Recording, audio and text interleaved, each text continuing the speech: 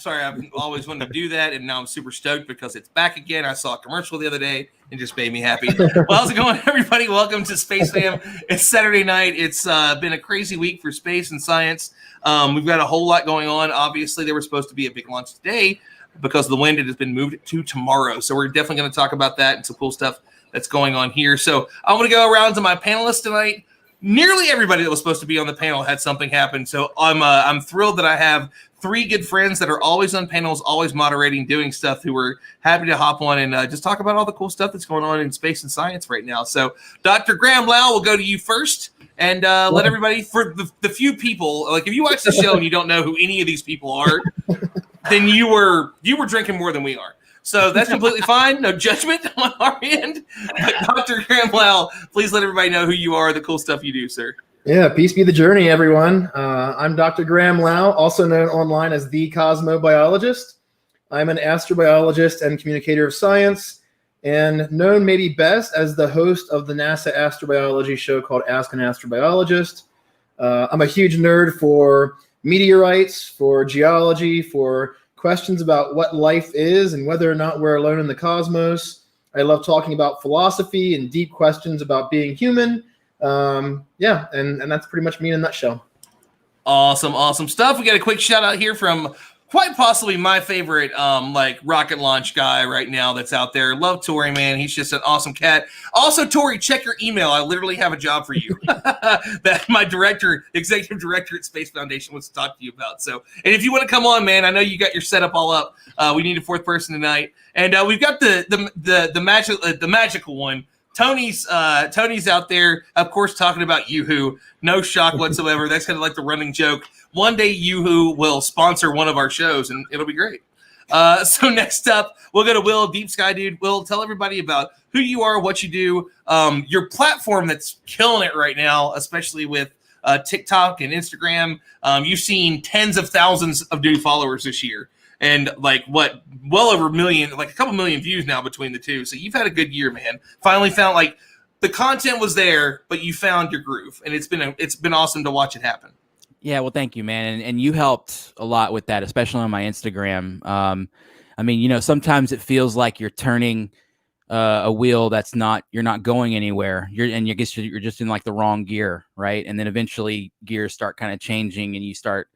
It starts rolling, but that's kind of, I guess, what I feel like I'm at right now. It feels good to be putting content out there that's getting, I guess, attention, getting looked at, which is awesome. And, and again, thank you, Ron, for helping me with that on Instagram. I mean, you've been a huge help, and I really appreciate that. So I love helping out others as well. And, but yeah, I'm Will.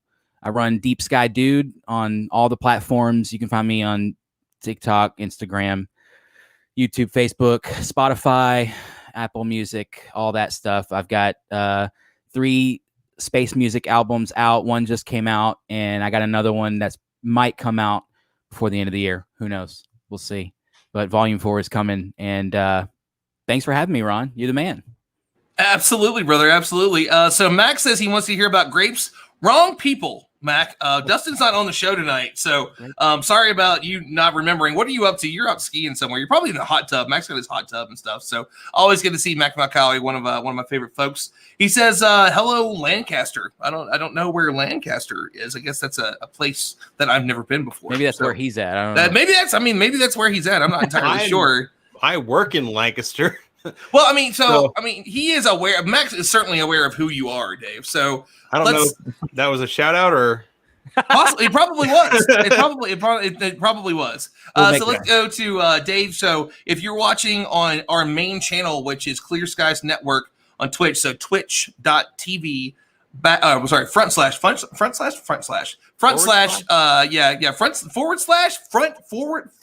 It's the forward slash, guys. / Clear Skies Network. You've probably seen Dave there before. Check out his Cosmos Safari. And we're stoked to have Dave on because Dave hit a milestone he's been super thrilled about. He's been putting a lot of time in. Besides teaching, besides, all the other stuff, all the work that he does with his outreach, he hit 1,000 subscribers and on his YouTube, and it's exciting. He's getting ready to do a big. Oh, hey, we might actually hold on. Oh wait. So we've got he's just got a bunch of stuff going on. Sorry for that. It was one of the speakers that I thought was going to be on tonight. I might talk her into it. We'll see. She's got some really cool stuff going on. So hopefully she pops on. But Dave, tell us everybody what you do, what Cosmos Safari is, and about the big milestone you just hit. Yeah. So about a year ago, January 1st, I had started a YouTube channel and I was really excited. You know, I hadn't been using it a whole lot, and I decided on January 1st of last year that this year, 2020, was going to be the year that I took the YouTube channel seriously, and I started producing content. And the goal is to kind of pay it forward. You know, I'm blessed to have been teaching now for 13 years. I teach high school astronomy, college astronomy, and I'm currently building an observatory at my work. And, you know, I've got all this experience, and I have a community of people that I serve, of course. And I wanted more. I wanted to kind of continue to give to our greater astronomy community. And it just so happens 2020, you know, given everything that's going on, that it became more important. And so I was very kind of happy to be positioned already in starting making these videos. And I kind of dabbled in a number of different things, including my passion, which is astrophotography, doing some space launches. You know, you talk about our space launch that's going to be happening tomorrow, possibly. I did some stuff with that, you know, but I'm really landing, I think, where I want to help people find things in the night sky. And I know Will here is with us tonight as Deep Sky Dude. And, you know, I know all the great stuff that he's doing with, you know, observational astronomy. And one of the key things I kind of enjoy is to be able to find things in the night sky. And so I've been running these live planetarium things on Twitch through the Clear Skies Network.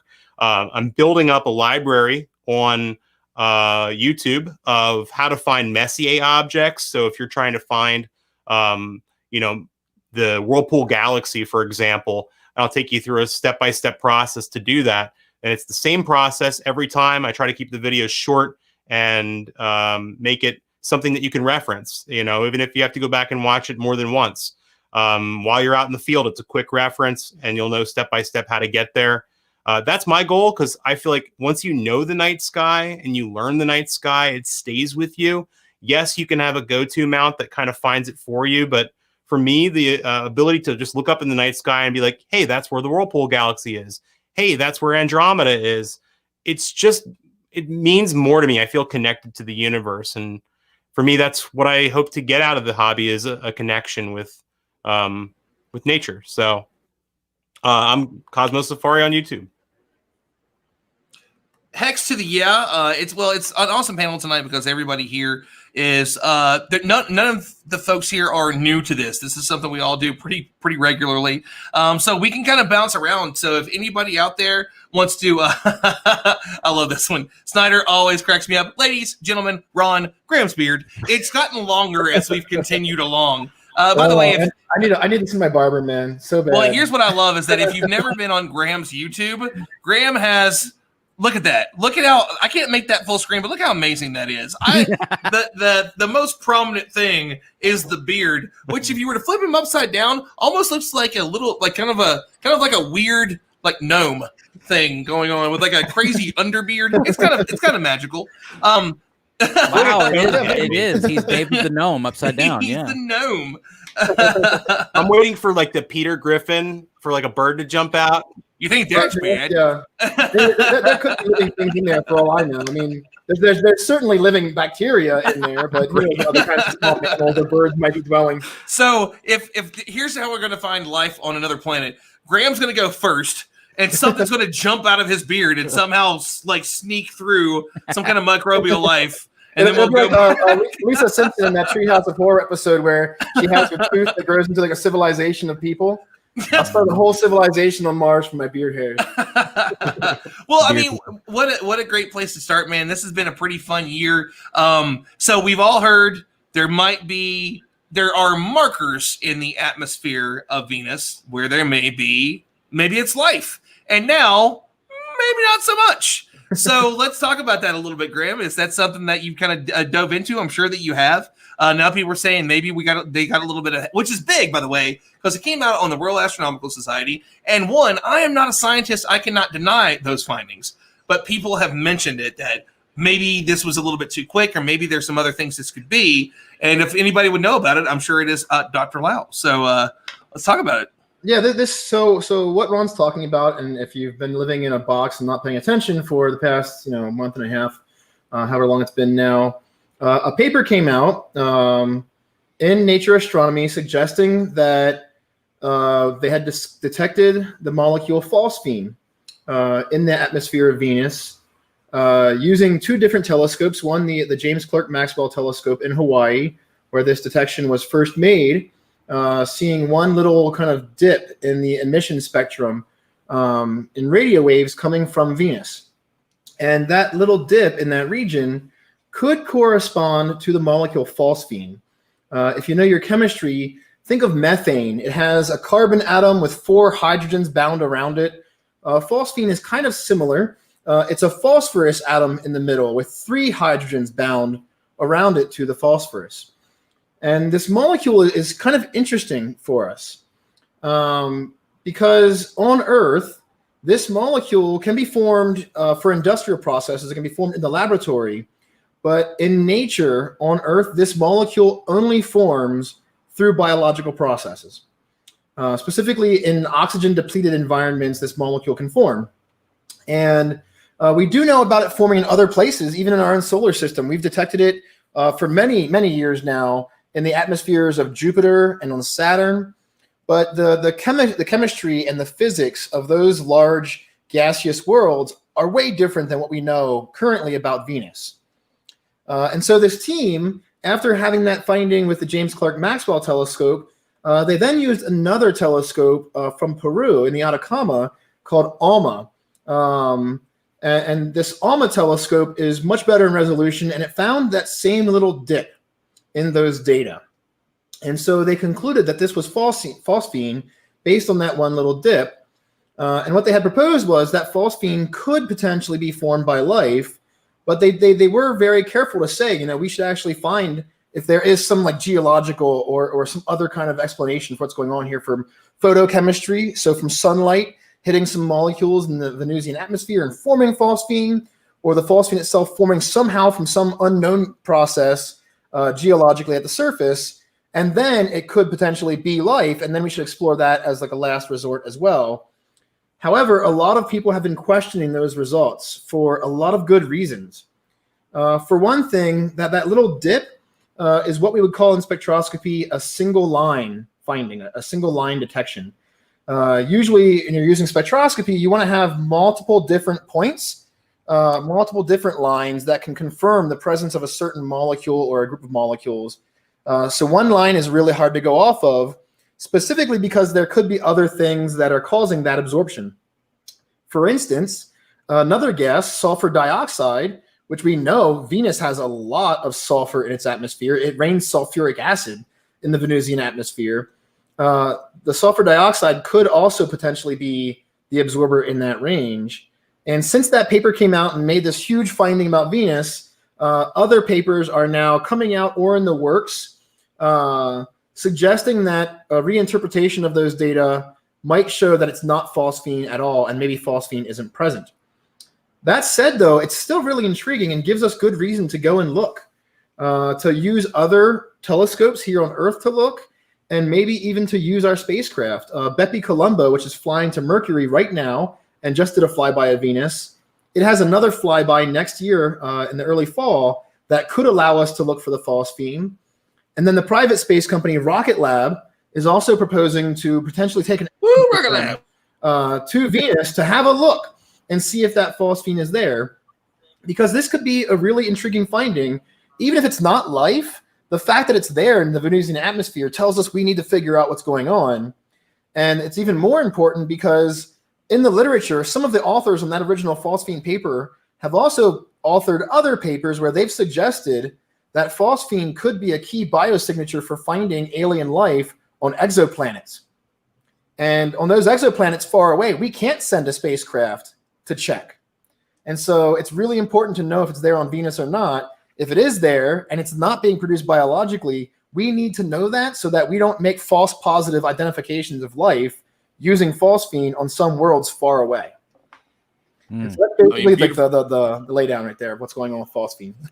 Well, okay, so I think that there's an interesting thing, and I believe that you touched on it in there too, was that this was one of two things. One, it could be a marker of life because that's the only way we've ever seen it before is through life producing it, but there was a possibility of new chemistry. Like this could be chemistry in a way that we don't know it, and I know that kind of ties into what you just said of here's the possibility that this could give us like a false positive as we look for life out there. But I mean, that's kind of a thing, especially for somebody like me. I was unaware of how important chemistry was going to be. I was still working on my GED when I met the director of NASA astrophysics, and he said, I asked him, was like, what's your advice? Like, I want to do astronomy and then get my degree in astrophysics. And he said, one of the things you need to be very clear on is there is a big difference here, and the biggest difference is chemistry. The chemistry that you are going to need to know is going to be a huge part of it. It's a beautiful part of it, but it's not an easy part of it. And I'm completely paraphrasing here. But that is also, I think, a little bit of something that's exciting too. If it is new chemistry in a way that we don't understand it, it makes Venus, I mean, maybe not as quite as interesting to us, but that doesn't mean that it's not just as interesting to science, of just to understand things in a new way, which is the whole point of why we do what we do. So that's another thing that I've heard out there just a little bit, but I mean, it's exciting. We have so much going on. Sarah, our good friend Sarah says, chemistry is the best. Agree. My main man, Ben, if you've never been on Science, actually, he's got he's got a group of pages. I think if you put all of his pages together, he's somewhere around 250,000 or 750,000 to 1 million followers just on the Facebook pages alone. He does some incredible work out there as a SciComm that he doesn't get paid for. That's not his daytime job. He just loves it and puts stuff out there. So go check out his pages. And he's been a guest in the past before and just a wonderful guy. But I mean, I think there's just a lot of cool things that are out there. So that's one of the big things that's happening right now, and I'm definitely down to touch on that a little bit later. But Graham gave such a great explanation, we don't really have to go any deeper. So that's why he's awesome at his job. The next big thing is tomorrow. We were supposed to have a launch today, and it got moved back because of the winds, and we had to be careful on this one. But it's Crew 1, and so for those of you that don't know, you saw something a little bit earlier this year, which was. It's funny because they did the whole thing, but you want to talk about a test run. The rocket took them to the ISS. They stayed on the ISS, stayed for months, and came home. But the first official mission for SpaceX is Crew 1 tomorrow. It's the first. It's not operational. Is it operational? I think it's operational. Maybe I got that right the first time. And we're just all excited for it. It's seeing these launches from U.S. soil again. The opportunities that are there for us. And this is one for SpaceX, but Boeing's working on theirs. There's even the possibility in the future. I think it would still be super cool to see Dream Chaser from Sierra Nevada. I know they're going to be doing some stuff. We have surprise guests, and of course, it has to be two of the most ridiculous people around. And I love the fact that you put your names together. So please forgive. Karina Faye, by the way, they are not together. They both have significant others that are super awesome people. So just to clarify that, but that is hysterical that you put your names together. So Karina Perez, John Conifay, one, I love seeing both of your faces. How are you all doing? Let's give a quick introduction before we dive into Crew 1. You first, of course. Karina's name is first, so Karina first. With her new hairdo, I haven't seen you in the 4 days since you changed your hair color. Look, this is going to stay for a little while. Maintaining hair colors is expensive. So Karina Perez, work with aerospace, mostly aviation right now. Huge lover of space. Met this guy and Ron about the same time, actually. So Space Symposium? Or? No, but it was around one of the space conferences. But as everyone knows, everyone in the space industry kind of becomes friends, and it becomes a nice little family. And then we can talk more later, but I'll let you introduce yourself. My name is Con! Okay, I'm better. Con! My name's. Can you hear me at all? We can hear you clearly, brother. We can hear you both great. Yeah, you're both well lit too. Love the outside. Love that hat. We don't talk about politics, but whoop whoop. I was about to say I flew into DC when I heard some news last Saturday, so that's why I'm here. And been staying outside and very socially distanced, but except for yeah, right now, you're directly on top of somebody without a mask on, but that's not. we are you know, it's very okay. we're actually further than the camera might see, and outside and with a fan blowing on us, so you just can't see it with my beautiful hair flowing. Anyway, my name is John Conifay. I work at a rocket company that I'm very fond of in the El Segundo area, doing business development. Used to work in satellites and then consulting before that, and just a big fan of Ron, honestly. So whenever I see his face on the screen, I'm like, hey, can I join you? Of course you can. Well, and that's a quick congratulations to both of you, because both of you just recently started new jobs. Always wonderful to see you. For those that don't know, not next week, but the following week, we are working on a Space Symposium 365 panel. And we'll talk about, there'll be more details. Check out my Facebook page if you're watching this on Twitch or any of the other channels for Stardom, or our main page, Clear Skies Network.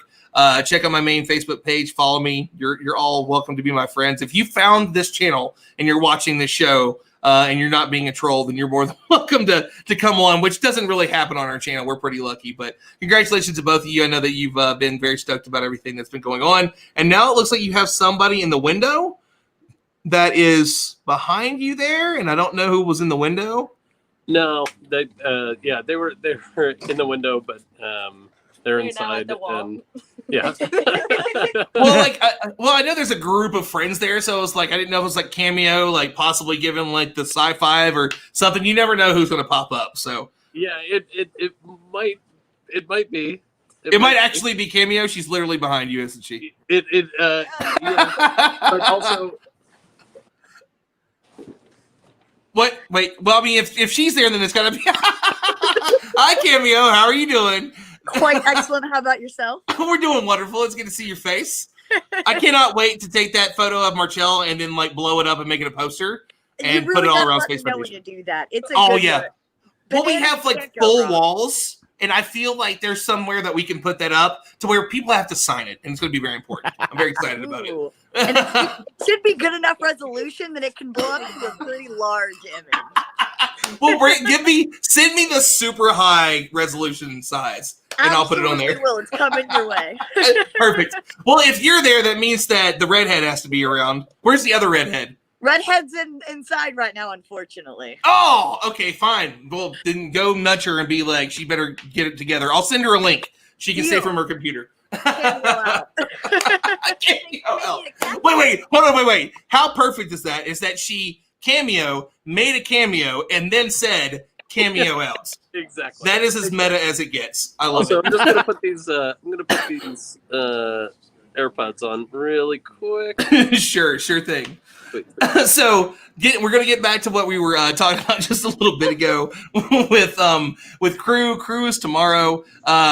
Will, I was gonna say that will probably help a little bit. So I'm gonna you there. Will, you've done quite a few of the NASA socials, and you've been there for a lot of them. And I know that you would love to, be there. I know I would love to be there. I really kind of wanted to hop on a plane. I wish I had the chance to, but couldn't. But Crew One, man, this is kind of exciting time. Things are changing. The game is changing. We're back in the game again here in U.S. soil. It's pretty awesome. So, how you feeling about the launch tomorrow, man? You think we're gonna go up? What are you thinking? I'm excited. Obviously, I love space. I'm an amateur astronomer, but I'm an avid lover of rockets. I think that's just like the coolest thing ever, and to meet some people who do that very thing is very amazing. So it made my day there. But yeah, I mean, I've shot 2 launches with a camera. I should specify, I guess, before I go any further. Oh Lord, we're gonna have to bring that video up. Go ahead. I'll find it.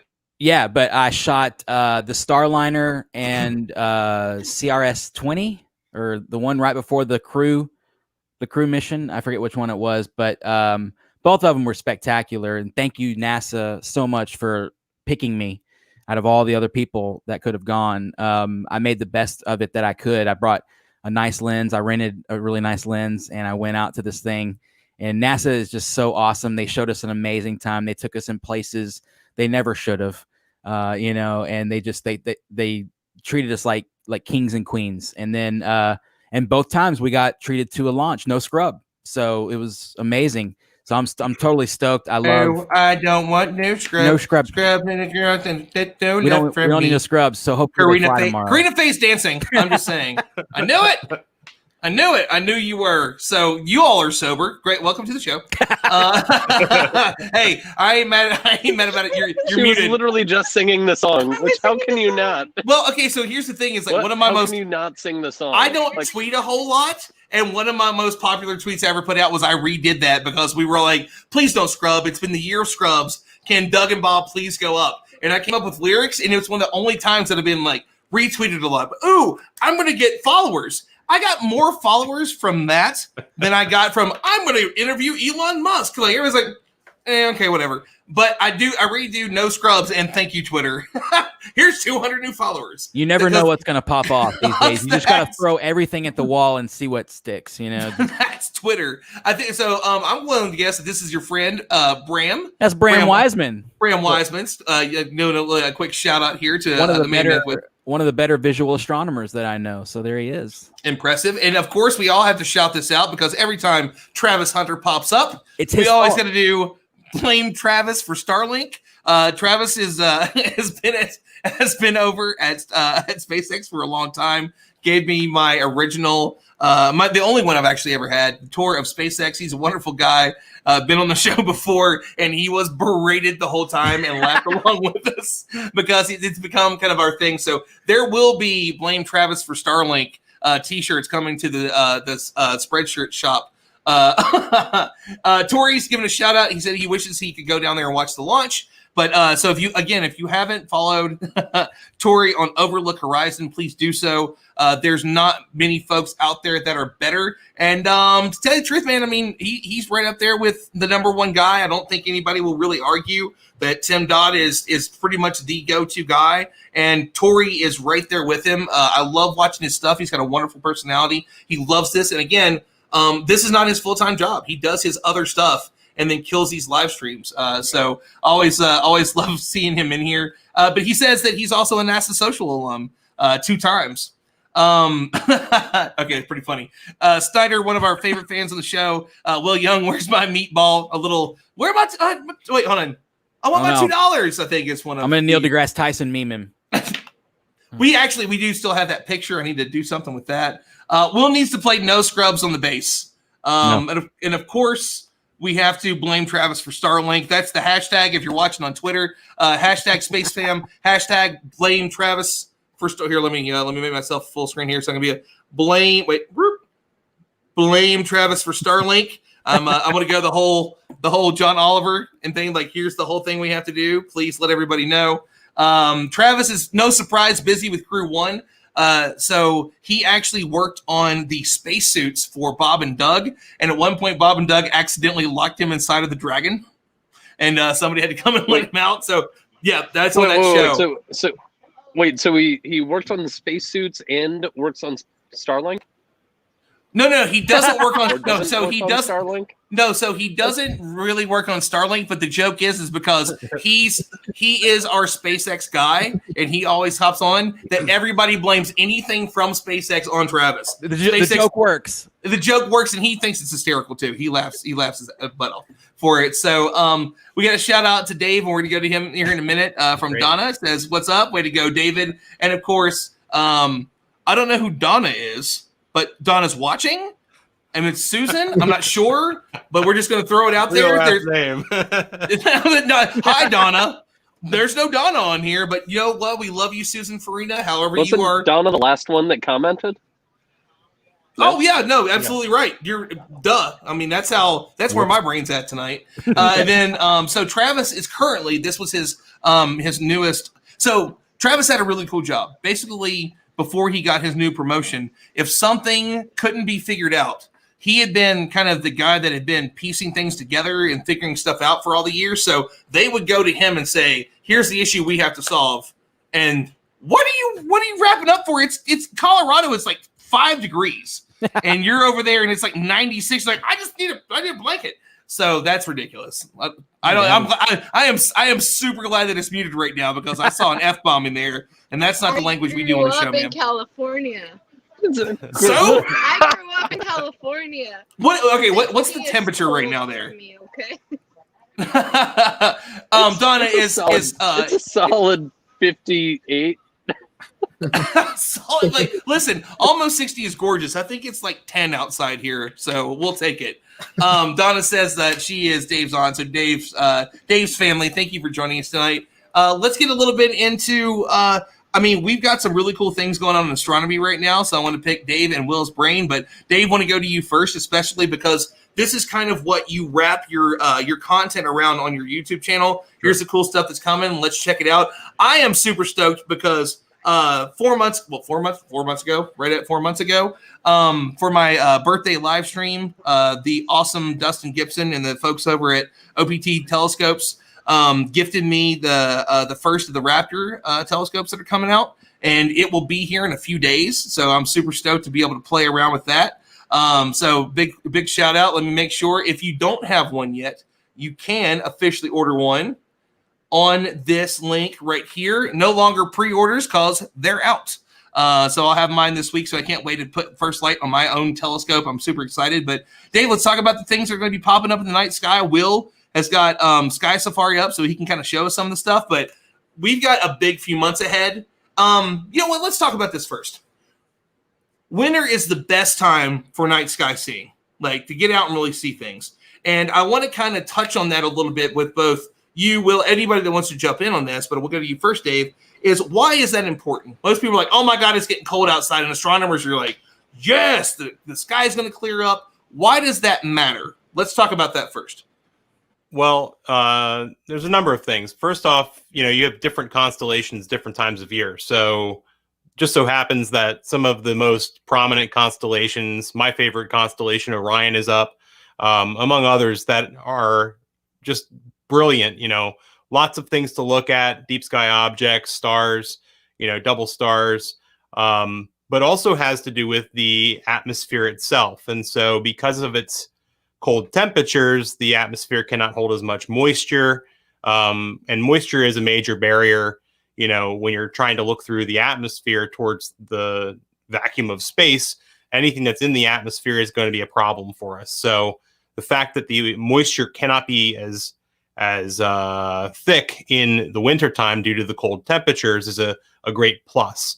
The atmosphere also tends to be a little more stable because like on a hot summer day when you notice the heat coming off of like asphalt, that's happening also in the atmosphere high up as well.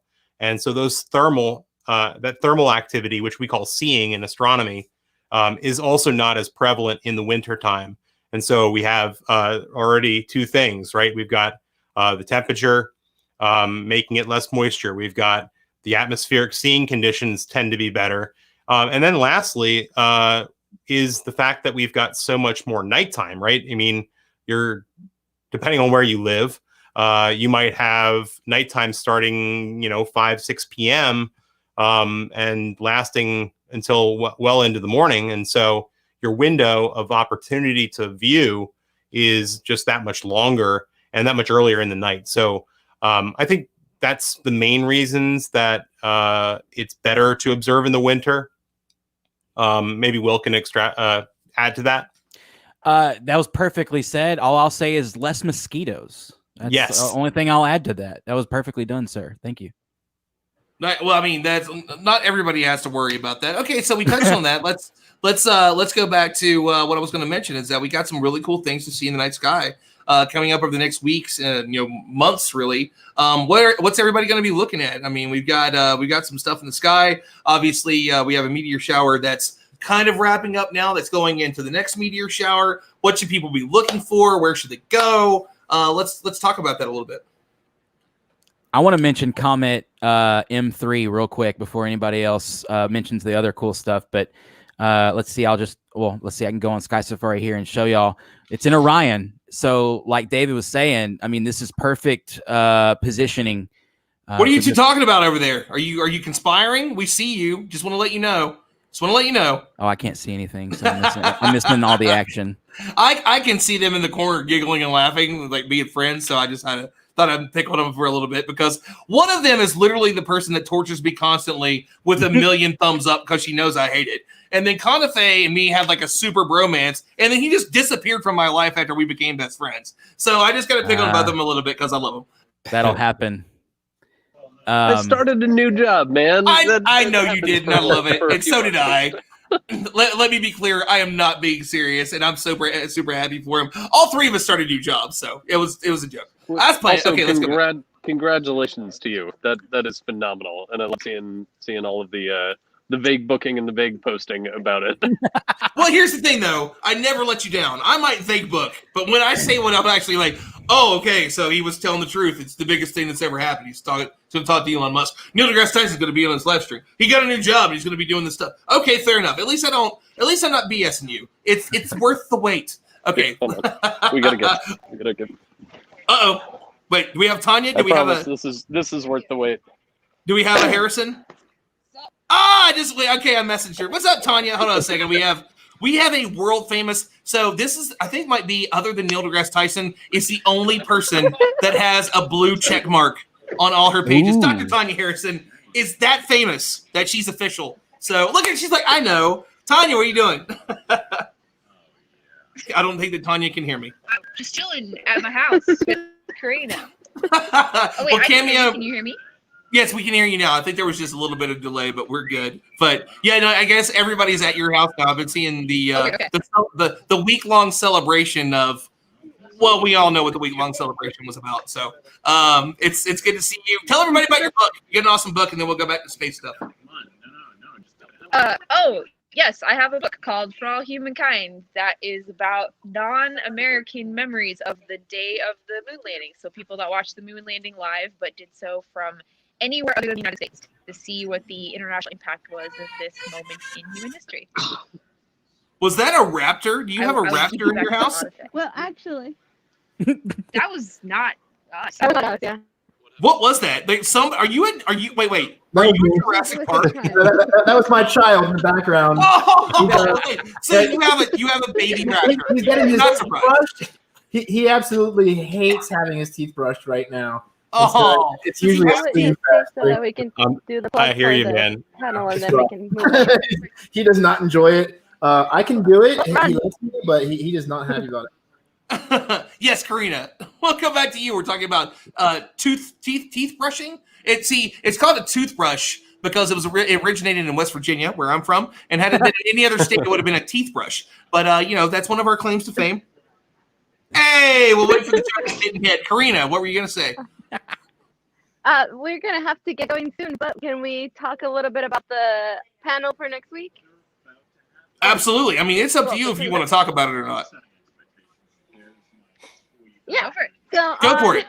On November 23rd at 3 p.m., we'll be hosting a panel on diversity and inclusion in our industry, and it'll have Tanya, myself, Bobak, who everyone knows, Mohawk guy, and Eddie. Oh my God, why am I blanking on Eddie's last name?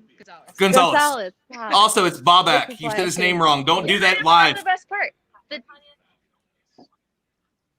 Don't say Don't say his name wrong when you say it Well, I live just did. to 1,000 people. It's Bobak. I want to text him right now and tell him you said his name wrong live to 150 people. I'm kidding. Go ahead. Savage. She's like, Go Ron, I'm for going to it. kill you. the No, but tell part everybody is what's that- going on. Yeah. There's definitely a delay on your end. Genius- Oh, okay. Okay. Well, we'll say one more thing before we disappear. That Karina came up with the genius tagline that increasing diversity and inclusion in the aerospace industry, it's not rocket science. I love it. I Well, love okay, so before you all leave, do you want to talk a little bit about, because it's a bit of a discussion about what you all are working on with the fellowship that you're working on. Do you want to tease that a little bit, or do you want to wait for people to subscribe to Space Symposium 365, go check that out, and then find out a little bit more on the actual panel? Or do you want to say a little bit more about it, because you talked about it a couple weeks ago? I guess what we just said was the teaser for it. So if you Is that enough? have any Okay. students in your life, yeah, that you think would like to learn more about this fellowship, make sure that they tune in on the 23rd, 23rd. Yeah, Yes. 23rd. Sorry, the date just changed recently, so I'm making sure. And Yeah, we we'll just changed it, release yep. more information about it then. Super awesome. Well, I'm glad you decided to hop on and say hello to us real quick. You all enjoy and don't have too much fun without me. I'm super jealous. Where'd the Conafe go? Is he dead in a corner somewhere? I'll just say that he loves you. I love him too. You all go be awesome, You want to and be the Conafe. we'll see you all soon. Bye. So, Will, we'll go back to you. I know that we're talking a little bit about some of the stuff that we can see in the sky, so we'll kind of bounce around there. Talk about some of the cool stuff that's happening. Yeah, just I mean, if you can get out and try to check this comet out, and you may need a pair of binoculars or even a small telescope to see this guy. But it's a bluish green, more of a greenish comet now. But it's C2020 M3, and then Atlas is the name of this thing. I know that sounds like a telephone number or a website address, but that's actually the name of the comet. And it's in Orion for the next few nights. I can go here day by day. This is going to be one of the more interesting things that sort of changes as the days go by. You can see I'm sorry, that's 10 days. Let me go back to 1 here. And then we can use current time. And then, so every day you can see it jumps a little bit further in the sky, going right here through the head of Orion, and then over into Taurus. But you're going to want to catch it within the next few days because it is getting dimmer. But yeah, a fun little binocular or telescopic comet. And then the Leonids. I don't know, but probably David or Graham could take that topic if y'all want. Well, Graham, we haven't heard from you in a while. We'll go to you next, then we'll go to Dave. I'll let Dave cover the Leonids because I want to bring up something else that I think is kind of a cool fact since we started off talking about the wintertime constellations. And I think for a lot of us, especially for me growing up, like the wintertime constellations are the ones that you know by heart. You know Orion, you know Taurus. Like you understand what they look like in the sky, and they're easier to see, like what the ancient Greeks might have been imagining for these creatures around them. And it's interesting how we have this knowledge, but when we share our knowledge of the heavens above, of what we know of the skies, through stargazing, through using telescopes, we're very culturally biased in how we share that knowledge. And so something fun I want to share with everyone right now is that other cultures through time haven't necessarily shared the same way that we do. And one really interesting case is the Navajo, the Dene people from Southwest United States. The Navajo people have very specific times of the year where you're allowed to have conversations about the star knowledge that comes along with these constellations. Much like many ancient cultures throughout all of our planet, they had their own constellations and their own stories, and those stories place them within the heavens, much as we've done with everything else in our cultures. And so it's really interesting. So the winter constellations, and actually most of the stargazing knowledge, the star knowledge of the Navajo people, can only be shared during the winter time. So October through March is when the elder Navajo people could take their family and others into a hogan and explain this star knowledge and share these stories of their people and their history and what they know of themselves based on the stars. And so for me, sometimes now when I look at those winter constellations, now that I know this about those people, it really kind of informs my own knowledge of how important these winter constellations are, that an entire civilization, an entire culture of people would only share their star knowledge during this time of the year. It makes this time feel even more special to me, I think, when I look at the sky above.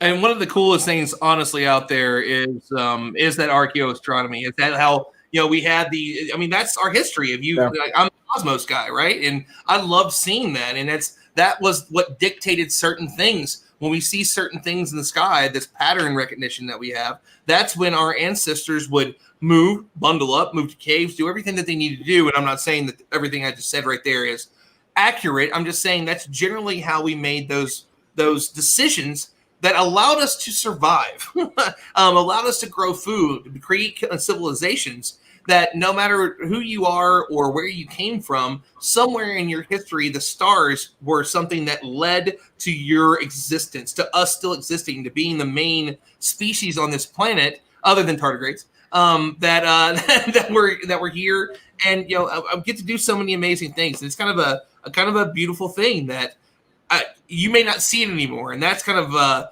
that goes to a pang in the heart for light pollution, and we won't get into that one because we're talking about fun stuff tonight. But Dave, I know that he wanted to bounce it over to you for some of the cool stuff that we got going on. So I took the moment while Graham was talking to look up the Leonids. So nothing wrong with that. Well, let's talk about that real quick. No science communicator knows everything. It's absolutely okay to Google things and look stuff up, look for the news, find out all the details. None of us remember everything. We have people that talk on the news at Space Foundation all the time, and I'll tell you right now, none of them don't go and do their research and check everything before they go on TV. It's not like everybody remembers all this stuff unless you're Neil deGrasse freaking Tyson, and somehow he keeps up with all of it. And I have no idea how he does it. I really don't. I need to ask him that. But that's an important note, though. But Dave, go ahead. So, the Leonids are kind of like a bigger, meteor shower of the year. A lot of people get excited about them. From my little bit of research here, of course, they're coming from the constellation of Leo, which I did know, but I was looking for the rate. So they're talking 10 to 15 meteors per hour. And that's an important number to consider because a lot of people, they'll go outside and they'll try to watch their first meteor shower and, they don't know what to do. They don't know what to expect. They expect it's going to be like raining down on them. But 10 to 15 per minute, what that equates to is one every 6 seconds or so. They're not all going to be the brightest ones. So the darker the skies you're in, the better. And the more dark adapted your eyes are, the better. So try not to stare into your phone screen and then not understand why you're not finding things. You need to have your eyes adapted to the nighttime. You need to get into the darkest place you can possibly get to. And then you need to quite literally lay on your back or in a chair and simply look up at the sky. No telescope is required here. No binoculars is required here. Just the naked eye. And, I want to kind of give some sort of way to kind of understand this from a different perspective, not just how you're going to see it, but imagine from above the Earth. You're looking down upon the Earth. The Earth is quite literally moving through a field of debris. And so as the Earth passes through the debris cloud, I don't know the name of the object. Usually it's a comet that we're passing through the debris cloud of. Earth's got a direction, right? And that direction currently is moving towards the constellation of Leo. Now, being that I live in Pennsylvania and it's wintertime, for me, I think of like a snowstorm. You're driving in a snowstorm, the front windshield of your car, you can see the snow coming at you. That's kind of what's happening here. These are not coming at us so much as we're going at the debris cloud. And we're seeing the Earth's front windshield, which is the Leo constellation right now. And as we're plowing through this debris field, the meteor shower is raining onto the planet. And it's these little particles, which are, the size of sand grains or something, are hitting the Earth's atmosphere and they're burning up. And they're moving very fast, like 50,000 miles per hour in some cases. So this happens pretty quick. Now, the peak of this, I believe, is around November 16th to 17th. And that's when you're going to see the most of them. But, a few days before or after, depending on your weather conditions, your schedule, I don't know what day of the week that is, you'll see them, but just not as high of frequency as you would during that peak. One of the questions I'd like to throw out to both of you now is that we have two separate ones happening right now, and both of them will be seen for a while. So how will people know exactly what it is they're looking at? Are they going to be seeing, I think it's the Northern Taurids or with Leonid. So whenever they're, Leonids is Leo, right? That's the one that we're looking at, right? Okay, I was going to say, I think that's what he just said. Just making sure, because I'm still learning this too. This is all much more new to me. So we're looking at these two. How will people know? I mean, they're possibly going to see both, right? So they'll see them from different areas of the sky. How are they going to be able to? And I love what you said that this was actually one of the first times I heard this was whenever I went and saw Perseids earlier this summer. Was the first time I'd ever heard that actually explained of hey, this is the reason why they're going to come out of this constellation. We are flying through the solar system, and we're going to run into these things. And that's basically, I love the snow analogy. That was great. It's snowing and it's coming at you. It's our windshield. That's beautifully said. Yep. So how are people going to be able to look at the sky? And are there great areas where they could possibly go and see both? Is it only going to be in certain parts of the sky? Let's get some details on that one.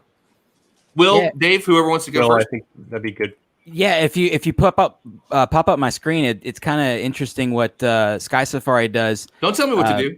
I'll what's my job, man? No, but you can see it's your job. But Leonids will appear to emanate, like they've said, from Leo, which is why you have to wait until super early in the morning. We're here at 2:47 a.m. And you can see Leo is basically just above the horizon. But that's about the time you want to start looking for, for meteors. Usually it's nice and dark after midnight. The difference that you'll notice is that the Leonids emanate out of Leo, and the northern Taurids, or whatever you said the other one will emanate out of Taurus. So if you see a meteor, let's say coming from here to down here, that's probably not a Leonid because it's not emanating out of Leo and going away from Leo. If it's coming down here, like at this angle from Orion, that's probably not a Leonid. That's probably a northern Taurid. And like they've said, yeah, we're driving through, like bugs on a windshield, and they're just smacking into us. And, some of them are very tiny. Some of them are a little bit bigger, but, most are the size of a small grain of sand or so. And they're real quick and they're real fast. But yeah, that's how you can really tell. I think recently we had the Geminids and the Delta Aquariids or some weird thing. I don't remember, but where I was at in West Texas, I was seeing both. And they were actually pretty good. I'm not going to lie. It was a pretty good year for both of those meteor showers. I don't remember exactly which ones it was, but that's kind of how, anyway, that I've understood that you'll know which shower they're associated with. Well said. One thing I'd just like to kind of add to this while we have this animation up is this is one of the contributing factors to why I think a lot of people are kind of dismayed by the actual experience of a meteor shower, because once again, it ain't like that. Yeah. Look at the rate they're doing this at, even in the simulation. So, just be careful that you don't get, wonder like, well, I don't see this happening, and then walk inside. You have to spend time outside. That's the right. other thing I want to mention is, I don't personally, maybe you do this, you guys, but I don't look actually in the direction of the Leo constellation. I look straight up. I look at the zenith directly above my head, because that's where you're more likely to see it. I don't find looking at the constellation itself to be as beneficial. So you're more going to look to determine which one is it.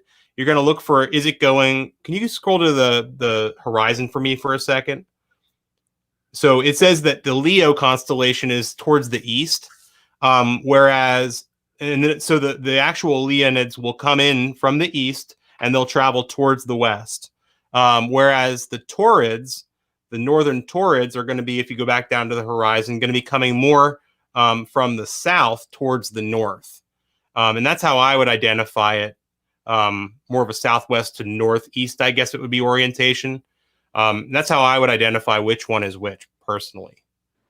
And I will say, as somebody that just experienced their first one this year, actually, that one I was talking about with Perseids was the coolest thing ever, because it was so bright, and it was like a fireball across the sky, and I was facing nowhere near the Perseids constellation. Like the way I was laid back, I was there. And the thing is, because if you're pointing at him, it's almost like something coming at your face. If it comes at your face, you're not really going to see it. If you're laid down and you can see it streak across the sky, it's gorgeous. And it's like, Ryu's on the sky, or, Kamehameha, just like, you're going Dragon Ball Z. It was just the coolest thing ever. And it's not what I expected. I thought there'd be some really cool stuff to see, but I didn't think it was going to be as dramatic as it was. And what was awesome was it was the first one that Colorado Springs Astronomical Society had really had the chance to do all year.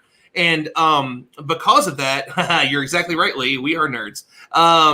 So it was so Lee Guy, our good friend that's been on. I don't think he's actually been on this show yet, but I do live streams with him all the time for this amazing platform that he's doing called Passage, where we're raising $50,000 to take $50,000 worth of supplies from computers and on down, STEM supplies to Latin America, South America, all the way through.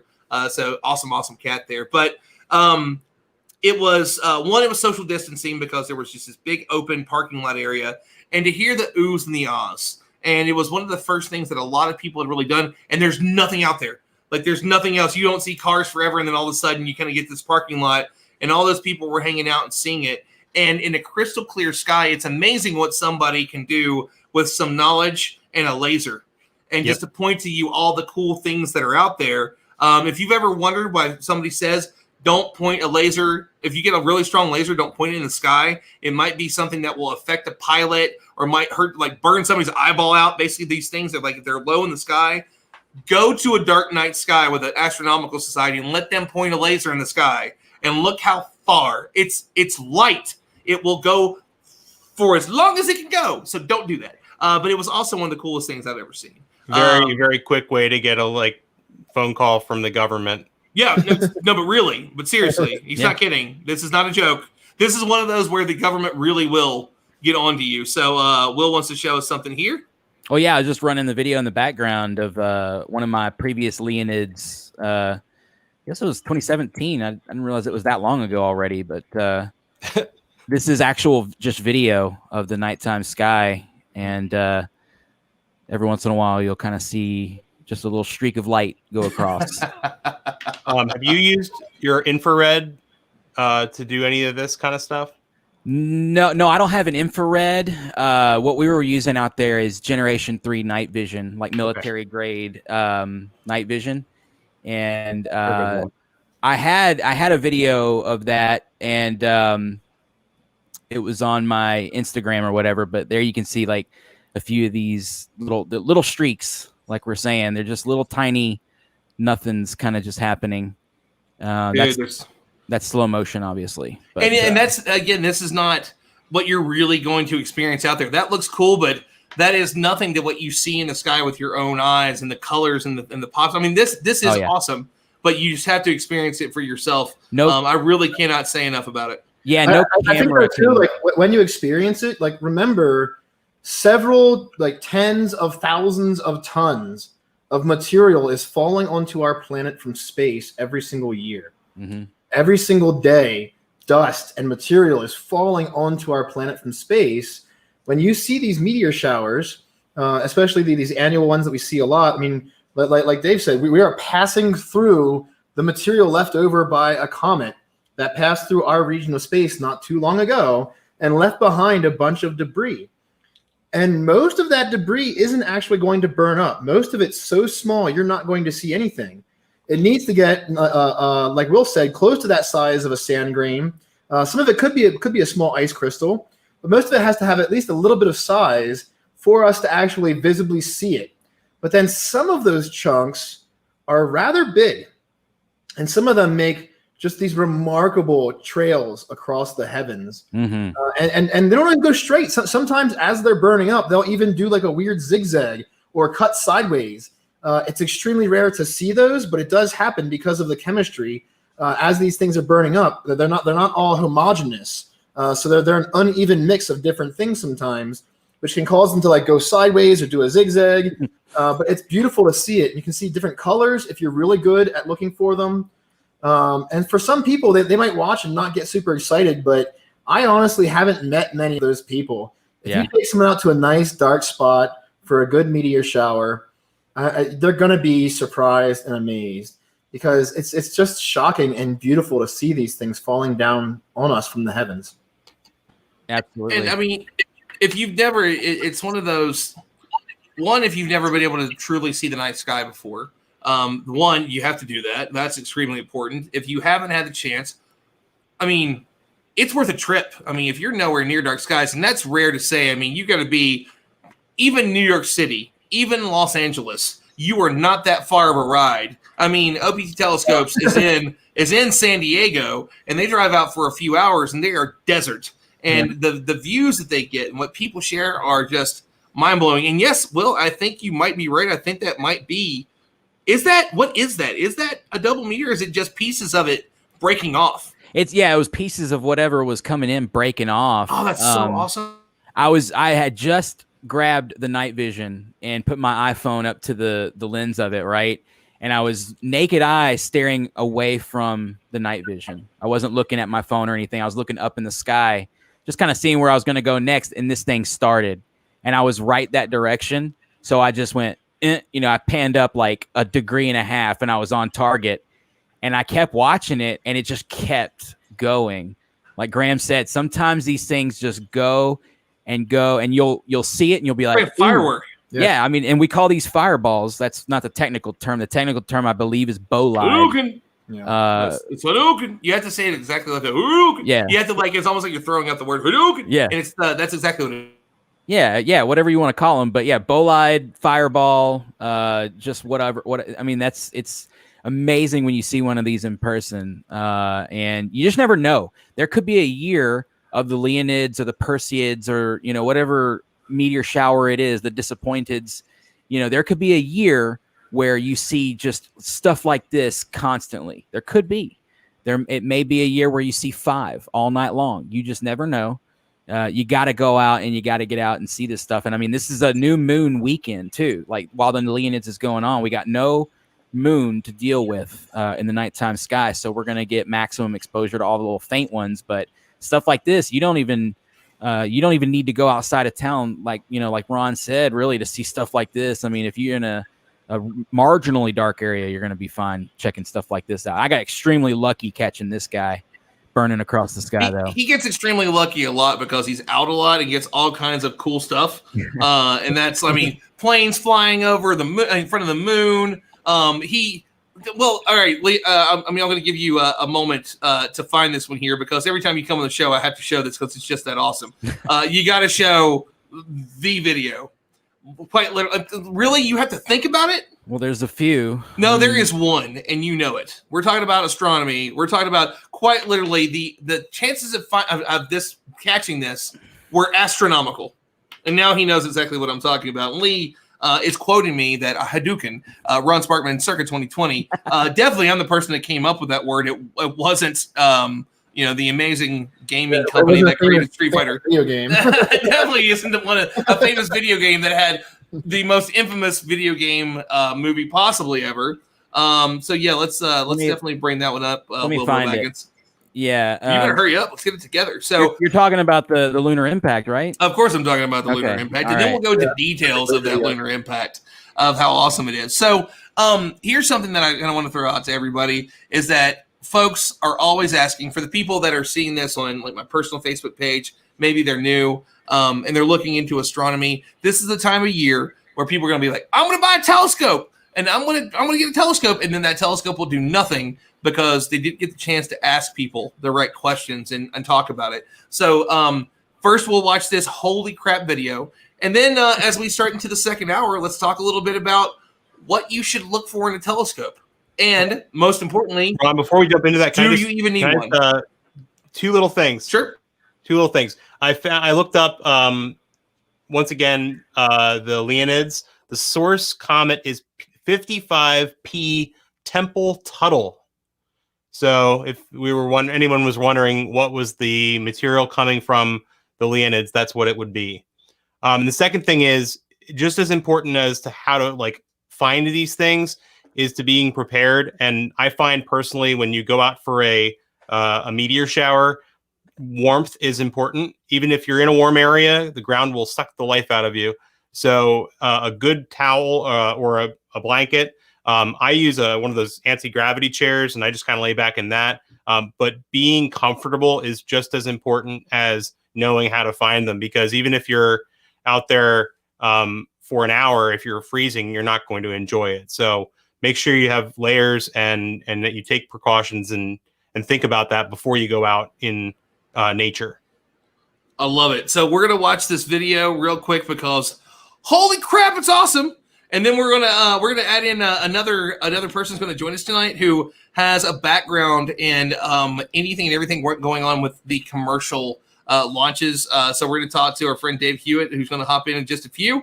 Nice. But let's watch this video first, because whoa, just whoa. Yeah, so I got I won the astronomy lottery, sort of. I didn't get any money.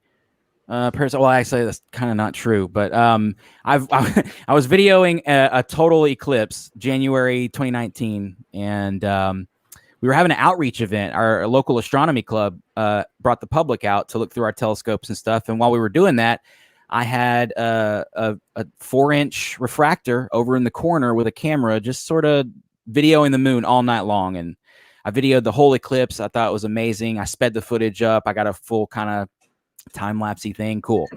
Well, the next day I posted that video, and a few friends of mine, Sarah Silva being one of them. Sarah Silva. Hey, we all know Sarah Silva, right? And then The Becky GD Silva. That's my nickname for her. lovingly. Yeah, of course. And then her and then Becky Rumatowski, a friend of mine, were like, "Dude, did you catch the explosion on the moon?" And I'm like, "What are you talking about? What? It was an eclipse. What are you, crazy?" Graham, leave your hair alone. It's fine. See, I get to see everybody on like at the bottom of my screen, and he's like doing like the hair flip, like he's in Panic at the Disco, and it's awesome. Awesome. Yeah, I can't see him but no, but yeah, it was there. They were like, check your data, check your footage, and I was like, okay. And then it was there, and I was just blown away. You can see I've slowed it down and zoomed in, but it's not often you catch what's called a TLE, a transient luminous event on the moon, and it does happen. Let me try to get rid of all this stuff here, but it does happen, but it's not one of those things that's, I guess very frequent. It's not exactly rare, but to catch it in 4K video, it kind of is. So I was pretty happy about that. But yeah. I'm not entirely sure that's that's rare to have something like that. That was so cool. It's rare to catch. It's rare to catch. It does happen. Stuff hits the moon every day, all day. Stuff's hitting right now that we're probably all missing that we would love to watch. But during an eclipse, like to be filming an eclipse in 4K and you catch those, like you got to go look at this. Oh man, it's awesome. So we have an awesome guest joining us right now, David Hewitt. So David pinged me. He's like, man, you ever need somebody to come on and talk about commercial space flight, the lunar landers, all that stuff? I'm like, you want to come on right now and talk about some stuff, and we'll talk about a full show in the future? I was like, come on in, man. So David, let everybody know who you are, what you do, and then we're going to talk a little bit about, just even talking about it, I've got chills right now. I know it's hard to tell because my camera's kind of blurry, but I've got the chill bumps for tomorrow. So David, let everybody know about you. Hi, I'm David Hewitt. I am a aerospace engineer out of Huntsville, Alabama, and I am a enthusiast of all the astronomy topics you all are talking about tonight. In fact, I got my own little story to tell about some fireballs in the sky. Just a couple weeks ago, I happened to be pulling up to my house, and I caught it out the corner of my eye just in time to see a big green fireball streak across the southern sky and blow up. And it was really impressive. And I went inside and told my girlfriend, hey, I just saw a fireball. She goes, oh, really? Oh, that's amazing. And a couple days later, the NASA Marshall published a report saying that they had tracked the fireball, and they had already sent a team to go find it, carbonaceous chondrite pieces in the middle of Alabama. And so I don't know anybody in this chat, but that video of the strike on the moon, there's a network of telescopes in Huntsville that is looking at the moon and other things all the time that are taking that data constantly at NASA Marshall. And I wouldn't be surprised if Bill Cook also saw that. But yeah, I'm in my day job. I work at Dynetics, and I'm working on moon landers most of my day job. And but generally, I'm a space enthusiast, and I'm happy to be joining in on this tonight. One, do you prefer David or Dave? Just so that way most people call me Dave. Fair enough. Just want to check because I know some people like their full name, so I always want to check. One, I mean, you live in it's the only major space spot I've never been is Huntsville, Alabama, and I'm originally from West Virginia. I've been to Mobile a bunch, had a buddy that DJ'd down there, went to go see him a couple times, and got a buddy that lives there now. But I can't wait to get down there. You all are doing a bunch of great work. And obviously, commercial space flight is just this is the first step. Like we're talking about going back to the moon, first woman, next man on the moon. With Dianetics, obviously one of the people that's in names in the game, and some big stuff's coming up. So, what are you excited for tomorrow? I mean, this is kind of the next step for what you all are working on. Are you thrilled to watch? I mean, I think all of us are, right? We can't not be. I'm always excited about that. Anytime that there's a human space launch from Cape Canaveral, I am really jazzed about it. I'm looking forward to seeing this first operational Dragon crew launch safely and get up there and spend their tour of duty up on ISS. I'm also looking forward to the first 7-person full-time crew on the ISS. That's going to be a big deal because that extra person is going to make things a lot easier up there for maintenance and research. I've got a lot of friends that work in mission control for that, and they're really excited about that. I'm looking forward to when Boeing is finally able to launch people too, because we need to have that multiple capability. And I might attract a lot of flack here, but hey, I'm looking forward to the day that SLS and Orion finally fly. Not just because I devoted a significant chunk of my career to that, but it's a really all-around exciting time to be in the space business, and I hope we can keep this momentum going.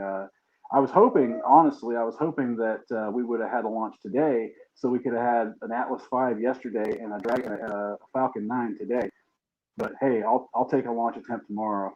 So I got some friends down there getting ready to watch it. One of my friends, he posted on Facebook. I don't know if anybody knows Blake Parker, but he went down there and camped out over at the jetty at Port Canaveral to go watch the last Falcon 9 get lifted off of the barge, and just in time to watch the Atlas V launch last night. And then he's going to be watching the Falcon launch tomorrow. I'm pretty jealous.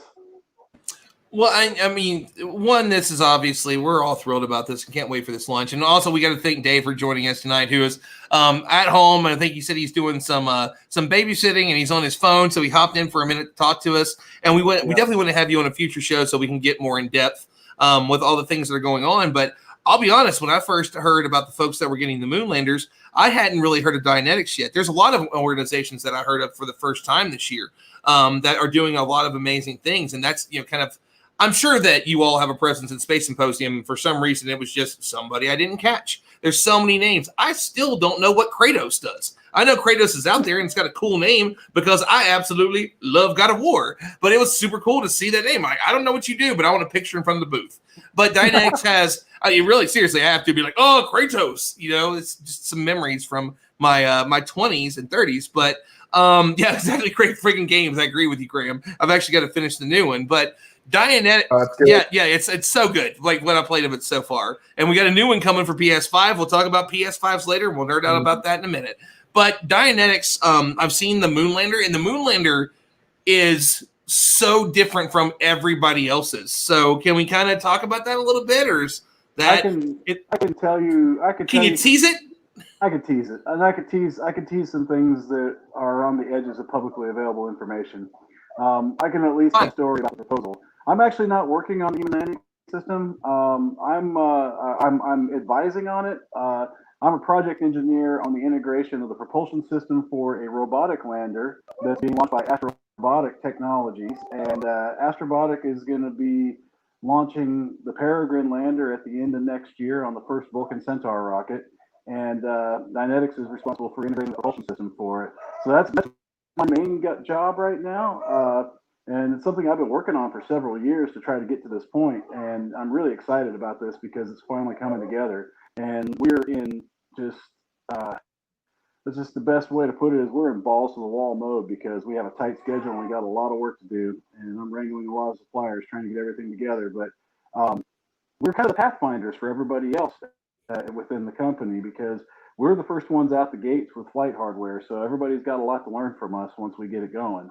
And so I'm really excited that we're getting it moving now. And something I've participated in 2 different Google Lunar X Prize teams as well as some other efforts for the last 12 years trying to get to the moon. So I'm happy that these things are finally coming to fruition.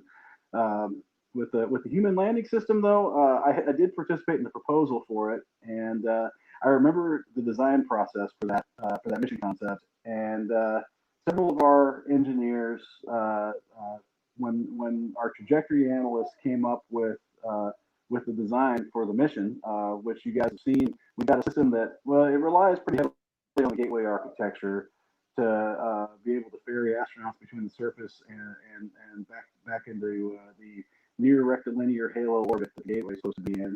It could potentially be launched fully integrated on an SLS, but it could also be launched on Vulcan or Falcon Heavy as well. But you basically need to send up separate tankers to be able to refuel it if you launch it that way. And that's probably the most likely way we're going to launch it. But the neatest thing about our lander is that it's designed for refueling.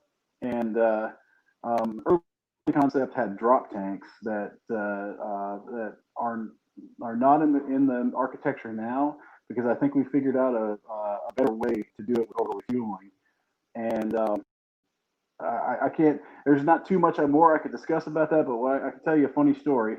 And the funny story is that during the design process for the proposal, several of our young engineers were looking at the concept, and they all kind of to a T said, I'm going to go home and try this out. And they all came back on that Monday after a weekend, and at least 6 of them had built our lander in Kerbal Space Program. And yes, and building it in Kerbal, they all came back and every one of them said it was feasible after playing with it in Kerbal. If you have, for those folks out there that have never played Kerbal Space Program, there's a lot. Well, if you're watching this, you probably at least heard of it. It is a highly addictive game, and some of the best science communicators that are out there, some of the top names, Scott Manley, Tim Dodd, Everyday Astronaut, even Tori, who was on, in the comments a little bit earlier at Overlook Horizon. I believe that he's got some videos there on his YouTube channel. It is the game to play, and at Space Foundation, we've even had chances to put it up on the screens and let kids play around with it. But it's one of those things that takes all day. Like you think Minecraft is in depth. This one's right there with it. It's some truly incredible stuff. And 2's almost out or just came out, and I know that there's a lot happening. And you all saw Karina Perez earlier. They're doing some really cool things over where she's at AIA, and they do these rocket competitions. Basically, give you the chance to do it.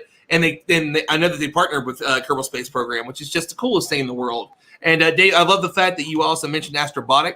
I actually had the chance to talk with John Thornton a little bit earlier this year, and he was one of my Space for You. Actually, he was my last official Space for You live that I did. We get to talk about all the amazing things that they were doing. That half hour went quick. Astrobotic is an impressive company. If you don't know a lot about them, just Google Space for You. John Thornton, you're going to find that live stream. He gives a lot of details quickly because there's just so much going on with them. And I love that. And I knew whenever I was mentioning that, I'm like, I'm pretty sure he'll bring this up because I know they're working together. So a couple of really great new companies that are out there. So, Dave, I mean, you're more than welcome to stick around for as long as you want to, but I do know that you have I know that you have some other stuff going on. So I don't want to kick you out, but I also don't want to. I'm happy to be here. I love the astronomy. I love the talk. One of these days I would love to meet several of you in person. Graham and I have been following each other on social media for several years, and one of these days I'll meet people in person. I'm actually from Colorado originally, so I always look forward to talking to Colorado people. And, when this pandemic ends, we all have to just travel everywhere for a few straight months and see each other because it's been rough. Yeah. I mean, 2020. Come on. I'm so glad it's almost over. Oh yeah. And Ron, my mom lives in Colorado Springs, so if the next time I'm in Colorado Springs, I'll have to look you up. Oh, please do. Anybody that's out there, David, would love to see you. We'll all go grab dinner. Dr. Morbajal was in town earlier today, and he is one of my major influences and love him to death. Met him at my first space symposium, and he was the guy that was a little bit different. He had dreadlocks, on this awesome kind of bright white jacket, and had this crazy cool talk, and he was just totally different, and made me feel very welcome in an industry that I wasn't sure if my tattoos were going to be okay and all these other things, and he was certainly the guy that kind of helped me out there. But Space Symposium in August of next year, I feel is going to be a pretty incredible one because that's far enough away that we all heard the news a little bit earlier this week that there is something that is in the works that's 90% effective. This is real news, by the way. We're all waiting for it and waiting to hear this. And I think we're moving in the right direction on that. So hopefully we're going to get the chance to do that. Snyder, I'm not going to be in Ohio, but if you, I guess I could be in Ohio, but I'm planning to come home to West Virginia for Christmas. Fingers crossed. So maybe we can figure out kind of a midpoint there, and we can mask up, and me, you, and I guess we'll deal with the fact that Dave, I guess, could come along because he's in PA. But yeah, man, it's going to be pretty exciting. So for some reason, my camera's going out and flickering. That's great. With my expensive setup, super cool. But so obviously there's still lots to talk about here. We had Will had Sky Safari up earlier, and we have some other things. Obviously, we talked about the big stuff in the sky with the meteor showers, but let's not forget there's a lot of the best planets are in the sky right now. In fact, throughout this week, if you had the right setup, every planet you can see them all right now, which is pretty cool with the right setup. So let's talk about that a little bit for folks that just want to go out and see stuff for the first time. This is pretty much one of the coolest weeks of the year. Yeah, we're losing Jupiter and Saturn. So if you're a fan of those two, you might want to get out and check them out right now. The big star of the show, obviously, is Mars. And, everybody talked about Mars this whole year. It's the year of Mars, which is cool. I'm all for it. I love Mars. It's a beautiful thing when it's this close to us. When it's on the other side of the sun, though, looking at it through a telescope can be pretty disappointing. I will say that. But yeah, if you look over here to the west, you can see Jupiter and Saturn have just sunk below the horizon, and we're at 10 p.m. 10:21 Central here. So if I wind the hours back a couple, you can see they're back in the sky again. And but we're losing them, and we're losing them quick to going back behind the sun, where it's going to be real hard to see them. But on December 21st, you're going to want to definitely check out Jupiter and Saturn, and I'll show y'all why. If I click on Jupiter, I'll hit center, and we'll just zoom in on it, let's just say, and then we'll go over here to December 21st, which isn't that the day the world was supposed to end, at some point or something? 2012, man. It Yeah. was 2012, and then there was we were wrong. It's 2016. Oh, we're wrong. It's this year. It's always wrong. Yeah, it's always coming up. I was on a Mayan pyramid drinking beer that day.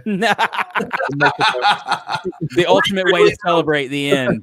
But on December 21st, 2020, will be basically your last real chance to check out Jupiter and Saturn. But look at how close they are to each other that night. We were talking about this at the astronomy meeting earlier tonight. And again, this is on December 21st, just before or just during and just after sunset. So this is going to be a Monday afternoon. You're going to want a really good western horizon. You're going to need it because, as you can see, it's already 8:30. They've already gone below the horizon. So you're going to want to get them about right here. And that's about 20 or 25 degrees above the horizon. That's getting low. And it just gets lower from there as they sink behind. So check it out. Mark your calendars and don't miss this one. I know David and Graham and all of us will be talking about this. I'm going to have posts coming out. I know everybody will too. This is like the conjunction, as it's known, of the year. And that's just, I don't think it's going to be 30 years or more before we get a conjunction like this between Saturn and Jupiter. So don't miss it, or you missed it. Yeah, we've had a really big year for this is a big one. This is a big one. This is about as close as it gets. It'll be a little closer. It was a little closer last year. It'll be a little closer next year, something like that. But it's been a really big year for that. And we've had big comets. We normally only get like one or two. And then there was one that was supposed to be the big deal and wasn't. And then we got a huge one. It's exciting what we're seeing this year. And what a great time if we're going to have the tough stuff that we have, what better time to go out and look at your place in the universe than this year, than 2020, where it's been tough. It's the ultimate social distancing activity. That's right. To go out and just enjoy it and see it. And Dave, you work on a lot of videos that highlight a lot of these things. Anything that you kind of want to share on that one? Or I'm just kidding. I think the one mute. I'm kidding. The one thing to consider is, when you're going to go viewing something like this, what telescope you're going to be using, and kind of having a good idea and kind of planning ahead what you're going to do. As was stated, this is a one night thing. Planning your night out, especially in something like Sky Safari or planetarium software, is very beneficial. But also looking at maps, trying to get that western horizon might be impossible from your house. So you might want to start thinking now, like, where could I go that's safe, that nobody would mind if I set up a telescope. You could see these with the naked eye, but they're not going to be as dramatic. I think this is all going to be within a single eyepiece, Yes. which is just incredible to be Depending able to on see. your focal length. Right. Exactly. Yeah. Right. So to have that place in mind now and kind of start planning for it probably wouldn't be the worst idea. I know it's a while off, but that's what it takes to be successful sometimes, is just that extra level of planning. And you can really enjoy the night then.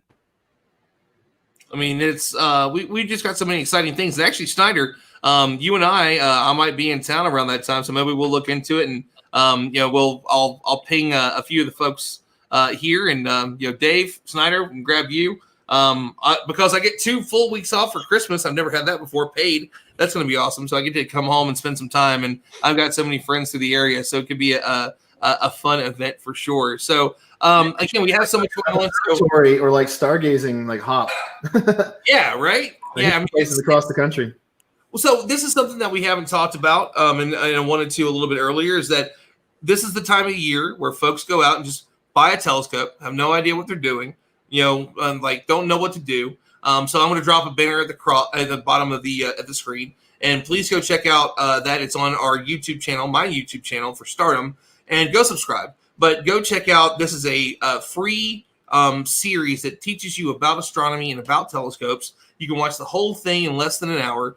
Dave has a bunch of amazing content on his YouTube channel and Cosmos Safari. Same thing with Will with Deep Skydude. There's so many resources out there. Do not go out and waste your money without knowing the basics. So I definitely want to talk about this first, is that the question we constantly get. I'm also an admin on Colorado Springs Astronomical Society, and folks always ask, what kind of telescope should I buy? And as we approach this last half hour of the show, is that the question you should be asking? Should you be saying, what telescope do I need? And the answer to that, and it kills everybody because, like, I have money, I want to go spend money on a thing. Don't go spend your money yet. Here's what you need to do first. And I'll allow anybody that wants to jump in first. Dave, you're closest to me on my digital right. So, Dave, we'll go to you first. Quick, sorry to I was interrupt. trying to give you like a digital pound there, but I couldn't figure out. Yeah, what hold on a to second. We got this. Hold on, wait. I have to Wait, sign you- off. I have a fussy baby I need to take care of. But thanks for having me tonight. And I think I'll watch on the live stream. But you guys are doing a great show. And I think after I take care of this baby, I think I'll watch the rest of your show. Dave, thank you so much for joining in, man. And we'll have you on a full-length show in the future and talk about more Take care. sci-fi, Thanks- baby. Thanks for Great having to me, meet you. guys. All right. Awesome, Dave. Thank you. So, Dave, Farina, we'll go to you first, and then we'll kind of go around the horn as we approach the last half hour here. What's the initial advice for people that want to go look at the night sky? My answer has changed over the years. Traditionally, I would have said a small Dobsonian or a medium-sized Dobsonian. But I'm starting to ask the question of, well, what do you want to eventually do with your telescope? Because I know a lot of people are starting to get interested in the hobby as an astrophotography hobby. And so I want to make that my first question for someone from now on is, well, what exactly are you trying to get out of the hobby? If you think you're going to be taking pictures, then it's a completely different telescope. And I don't want to get somebody thinking that they can hook their camera up to, and I know you can hook a camera up to a Dobsonian too. You're just not going to get the same level of images. So that's my first question. If you're doing visual astronomy, I believe the Dobsonian is the way to go. I have a telescope behind me. That's actually what I'm testing right now. That gives you the ability to check where things are in your phone, which is pretty cool. But as far as bang for your buck, a Dobsonian is the way to go. But yeah, I think it's important to ask some questions before we people of the astronomy community answer to the newcomer, because I don't want to ever see a telescope collecting dust. That's the most tragic thing, because it's not just the telescope collecting dust. It's someone's hopes and dreams to learn a new hobby. And that's actually where I'm coming in at with my content. Is I want to make sure that I help people get over that that learning curve, that very difficult, steep learning curve. It doesn't have to be so difficult, and it doesn't have to be so steep. It needs to be an inclusive hobby that allows other people who are newcomers to feel comfortable asking questions. And I find, as an educator, which is my background, which is my training, that I never answer a question before I have asked a question myself, which then I can be fully engaged with that conversation. So those of you who are already interested in and already are maybe advanced in astronomy, please keep that in mind. You know, asking a few questions could go a long way for that person coming in. Wonderfully said. Will, let's go to you next. And again, so what we're about to go through here is everyone has a different answer to this question as a professional. So what Will says doesn't negate anything that Dave says, doesn't negate anything that Graham says, or what I would as a newcomer, or anything like that. Everybody has different ideas and thoughts on this one. So this is just advice from a couple different places. Take it all. Take notes if you're just now looking at this. And remember that there's a million different answers to this question because everyone's going to want something different. So, Will, we'll go to you next. Yeah, I mean, that was very well said. I mean, I feel the exact same way as David does. I mean, you have to kind of know the back. I mean, everybody asks, well, what's the best starter telescope, or what telescope can I get for cheap? And unfortunately, telescopes as a hobby this is not a cheap thing. You pay for what you get. Yeah. Get your kids into astronomy, and you won't have to worry about a drug problem. Yeah, if you want an '86 Honda, you can get one for $1,000. Or if you want a BMW, you can get one for half a kidney or something. But it's a quality thing when you start talking about that. What I like to tell people, just from a personal, because I don't know their backgrounds, and I mean, if you have time to get that info, that's a great way to attack it, because you don't know what their background is or whatever. Because a lot of the time the answer I get is, I want to take pictures of everything, or I want to do everything. And you're like, well, wait, hold on now. So what I try to say to people is what I kind of did before I went out and threw the big bucks down on a telescope. I joined a local astronomy club.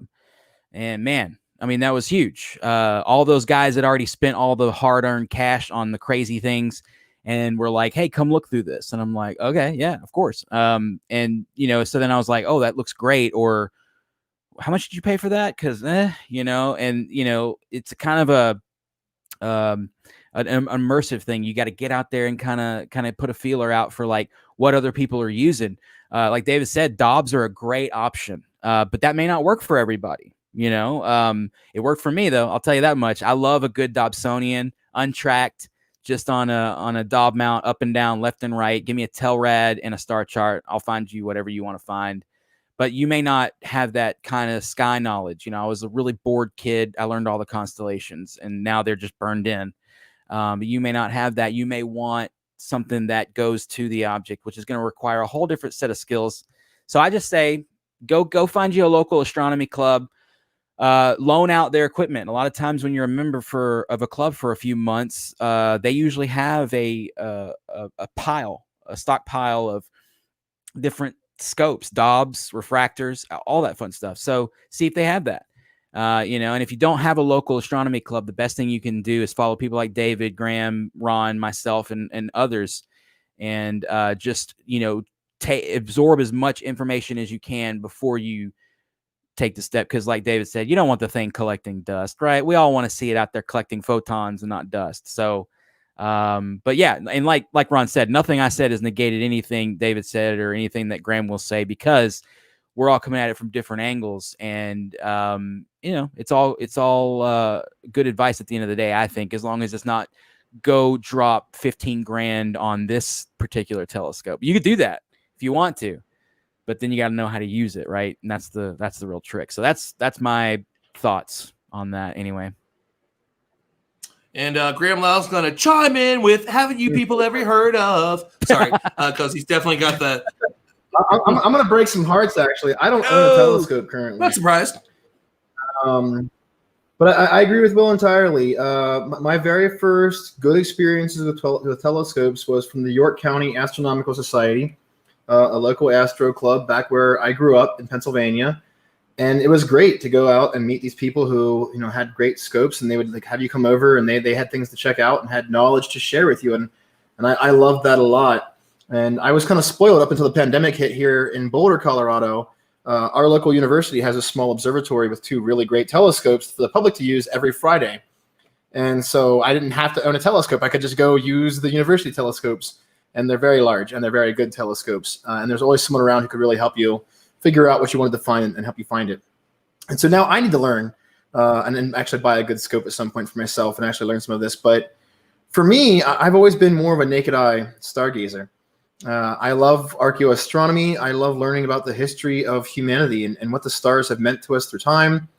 We discussed earlier, with Ron mentioned, how humans through time have used the stars to learn about when to sow crops, when to reap crops, what timing is going on in the year in different seasonal cycles and things like that. But the stars have also been a beacon for us, a connection for us to something bigger than what we are and our place in the world. And so for me, just like Will, I memorized the constellations as a young person. I know all 88 of the IAU's constellations, and I know a bunch of other ones from other cultures as well, thanks to studying archaeoastronomy and learning more about these connections people have had through time to the heavens above and what it's meant to us. And so, at least for me moving forward, now that I because of the pandemic, I can't use the university scopes anymore and I actually have to get my own.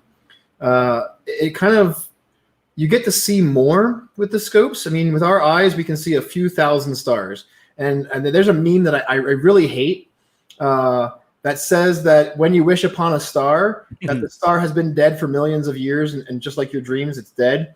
And I really don't like that meme at all, because if you see a star with your naked eye in the night sky, that star is at most a couple thousand light years away. And so it's definitely not dead. It's highly unlikely unless it went supernovae sometime in the last couple thousand years, and even that's not likely. And then, these stars are all very close to us that we see with our naked eye. Telescopes let you start peering deeper and further into our galaxy and into the universe. And they really opened up things for us. Some people, for instance, don't know that we've only known of the existence of galaxies for less than a century.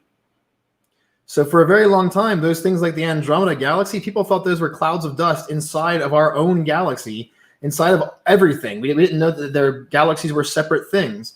And telescopes brought us that. And they've brought us more knowledge of our place in the universe. And like space telescopes, for instance, are now opening things up even more for us in our knowledge of the heavens. And so even though, yes, I definitely need to find a scope, and I'm excited to do so, I also have an appreciation for just looking up with my own eyes and feeling myself present in the sky. And don't forget that Snyder has created an asterism called Graham's Beard. And whenever he needs motivation, he just looks up and sees the glory, and he continues on. I say we rename Comet to Graham's Beard is Nices or something. Can you do Grammage Beardet? And can you put that up on the screen so we can see it? Because I see that we do have that. You want to see Comabera Gramme or something? Comabera Gramme. Comabera Gramme. I don't know. That's in the sky somewhere. Let's. It's over here. Summer. Not here. Beardius. It's not here. It's not here, not there, but over. It's not here. Yeah. It's right up over. Yeah. There it is. There's Graham right here, and then there's the flowy beard right there. Yeah. Just flows. There's the flowy, the beard she flows. Yeah, it's Meliot 111, I think, is the name of that cluster, and there he is right there. There's Graham's beard. That's Graham's beard. Look, it's even got a point to it. Yeah, which makes it even perfect. And henceforth, it shall be known. And henceforth, we have named thee today. Just like people that say that you can. I'm going to buy my girlfriend a constellation and a star. No, you're not. Stop wasting your money. They're stealing from you. Snake oil salesman. But anyway, Unless it's in Coma hey. Barragrame. You get to make whatever you want in the sky, man. That's the beauty of the stars. as you so choose. Yeah. So David and I are selling. selling craters on the moon right now. You can buy it from either of our websites. Nice. So. And you too could own a crater. And you too could own a crater for only $19.95. Join now before Christmas. Yeah, we get to make our own prices here. Land is cheap on the moon. It's hard to get there. We can do what we want. Actually, I guess the first one that we should go for will probably end up being Venus, because so many people, because you can see everything else. We can be like, as we start to discover things, as we look through that hellish cloud of terror that will cook a pizza in 3 seconds and sulfuric acid. I mean, if you want to burn to death almost instantly, we have a great crater for you there on Venus. So I had a question. Time for you. I had a question for Graham, actually, because we went past the Venus thing so fast, but that's a really cool subject. I'd heard somewhere that the phosphine thing could be, is it fluorite or the stuff that lightning creates when it hits sand? Do you know anything about that? Is that connection being made, or is that totally off the wall? I can't remember. Okay, so Graham, I'm just going to ask you to give a very lengthy answer, so that way I can go make myself a drink. So I forget. Wait, hair flip. I feel like you're right. I don't quite recall the name of the mineral that's formed when lightning strikes sand. It makes like a glass, basically. Mm-hmm. But yeah, so what you're mentioning is this was considered by the authors of that Phosphine article, was whether or not lightning in the atmosphere of Venus itself could be the cause of that phosphine. And the authors, they said no, because based on our current knowledge, there's not enough lightning. But there's this big issue, is that we haven't explored Venus enough, and there's still a lot that we're missing, both in the surface processes as well as in the atmosphere. And so maybe there is more lightning going on. Maybe there's volcanism going on that we're just not really keying in on right now. We've had some great missions to Venus, including Magellan, Akatsuki, and we've had lots of flybys. Like I mentioned, Bepi Colombo just flew by Venus on its way to Mercury a couple months ago, or last month, and it's going to fly by again next year. And so we do learn things about Venus, and we can observe Venus in the radio pretty easily. It's on its surface from Earth. And we can observe it otherwise, invisible light, to see its atmosphere from Earth. But there's still so much we don't know. And so I've been a longtime fan of exploring more of Venus. Sure, the surface is very hot. I mean, 850, 900 degrees Fahrenheit, whatever. It's very, very hot. The surface pressure is 92 times the surface pressure we have here at the surface of the Earth. And so, like Ron said, you can bake a freezer pizza in like 8 seconds on the surface of Venus, but you'd be dead long before you can eat it. But that said, there's still so many good reasons to go there. Venus is our twin planet. It's very close to the same size as us, same composition. And early on in the solar system, if there was any other place besides Earth that might have had life, I would put my money down on Venus. So did Neil deGrasse Tyson, so did Carl Sagan, so did It's even possible that life started on Venus and then came here from there, or even vice versa. Maybe there was a Venusian biosphere for some time that had been from life on Earth, which is a cool thing to think about. And it gives us more reason to go study Venus. The surface doesn't have a lot of craters, and it appears very young, and it appears like lots of volcanism has occurred. And it looks like maybe 500 million to 1 billion years ago, there was a large melt of the crust. And maybe all of the rock melted. The entire crust melted out. Or maybe just most of it did, and there's still some ancient rocks harboring ancient Venusian life somewhere near the surface of Venus for us to go find these fossils or geochemical records, if they're there. But we really haven't explored Venus enough. We've only had a few successful missions that have actually landed on Venus. The longest lived, Venera 13, survived for 127 minutes, so just over 2 hours. And there's still so much for us to learn. So even though I agree with the authors that based on our current knowledge, it doesn't seem like there's enough lightning to explain the level of phosphine that they predict based on their measurements, that doesn't mean that there's not enough. It means that we haven't really sampled. You know, we have this absence of evidence, but part of that is because we haven't really gained enough knowledge yet. We've sent a lot of missions out into space, and we've had a lot going to Mars, for instance. And even though I love Mars, it seems like every time there's a really cool plan or a cool mission design or concept for Venus, it seems like it gets passed over in favor of Mars or another world. And so even though this Phosphine finding, we're still very uncertain whether or not it's real, it might give us more reason to fund 1 or 2 or 5 of these upcoming Venus concepts. And that really excites me a lot. Amazing. Thank you for that. Awesome. Yeah. Awesome. Okay, so we're gonna dive into one more thing once we have the chance here in a minute. But we have a special guest that's gonna join us here, like right near the end, and I'm glad that my man. By the way, I want the T-shirt.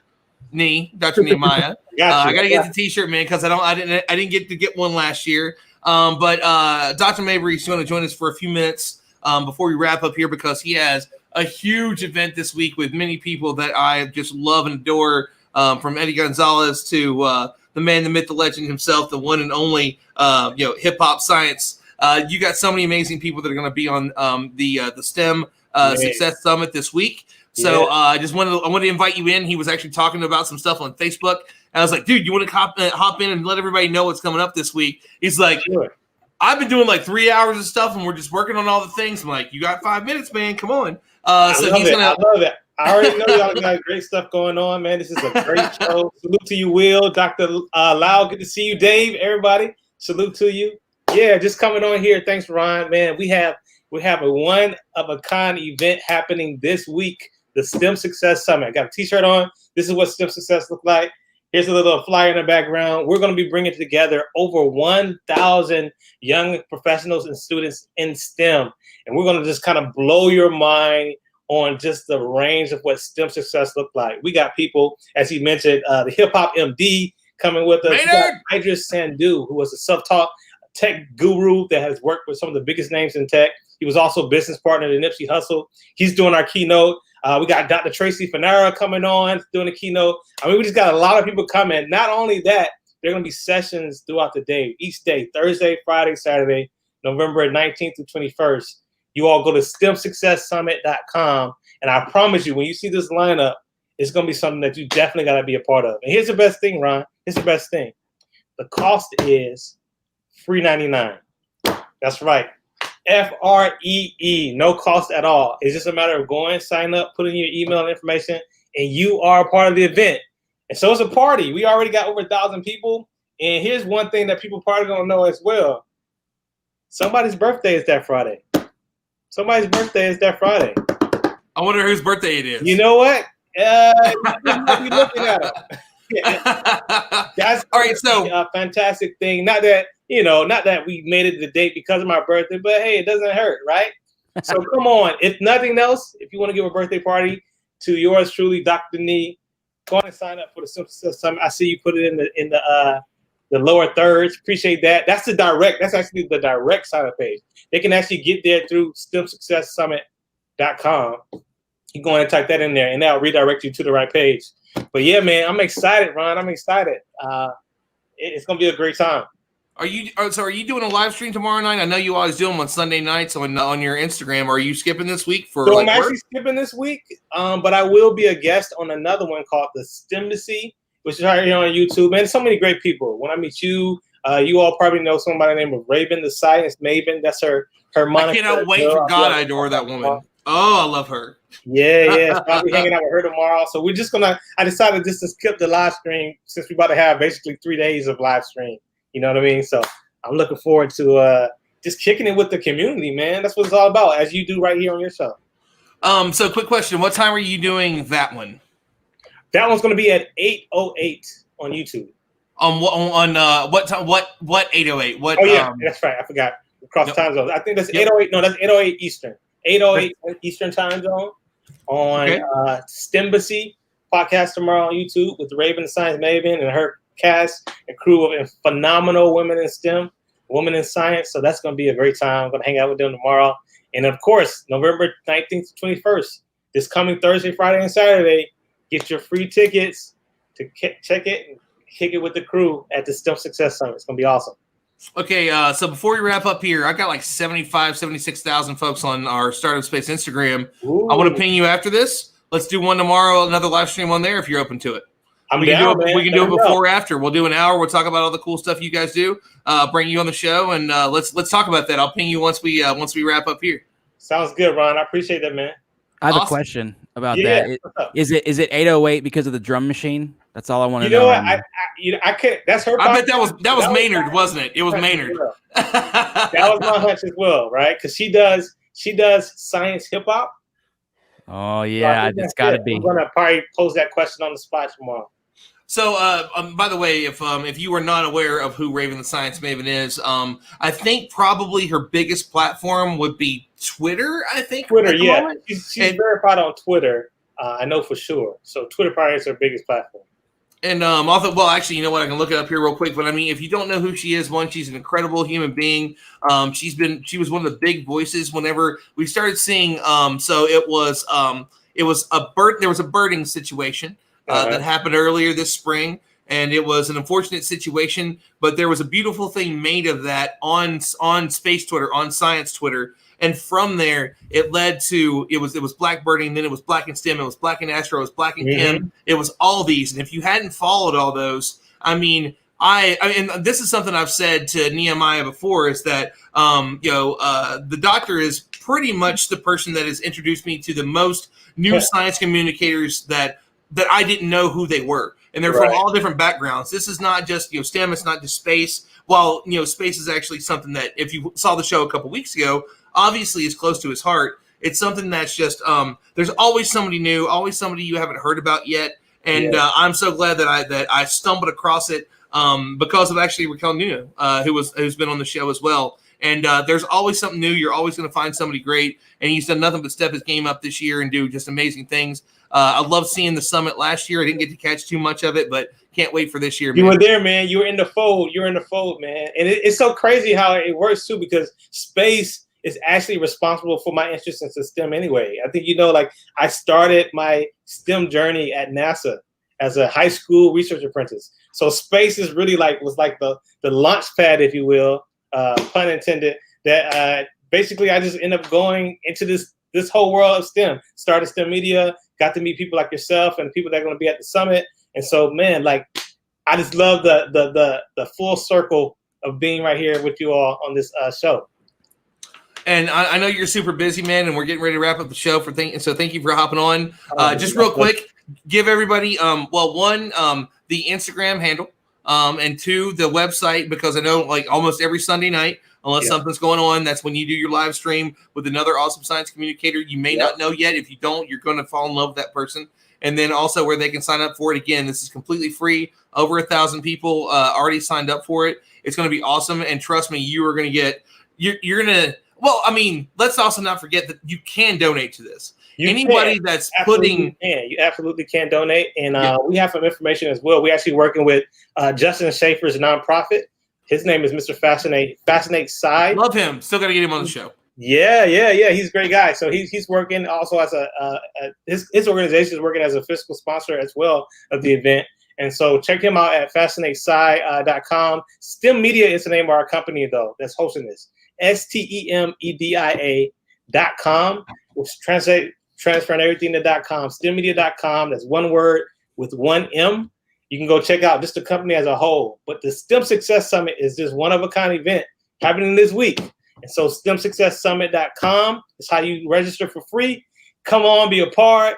And STEM Media is going to continue to put out great content, educational, inspirational, and creative content like this just year round. So come on and be a part of the fold.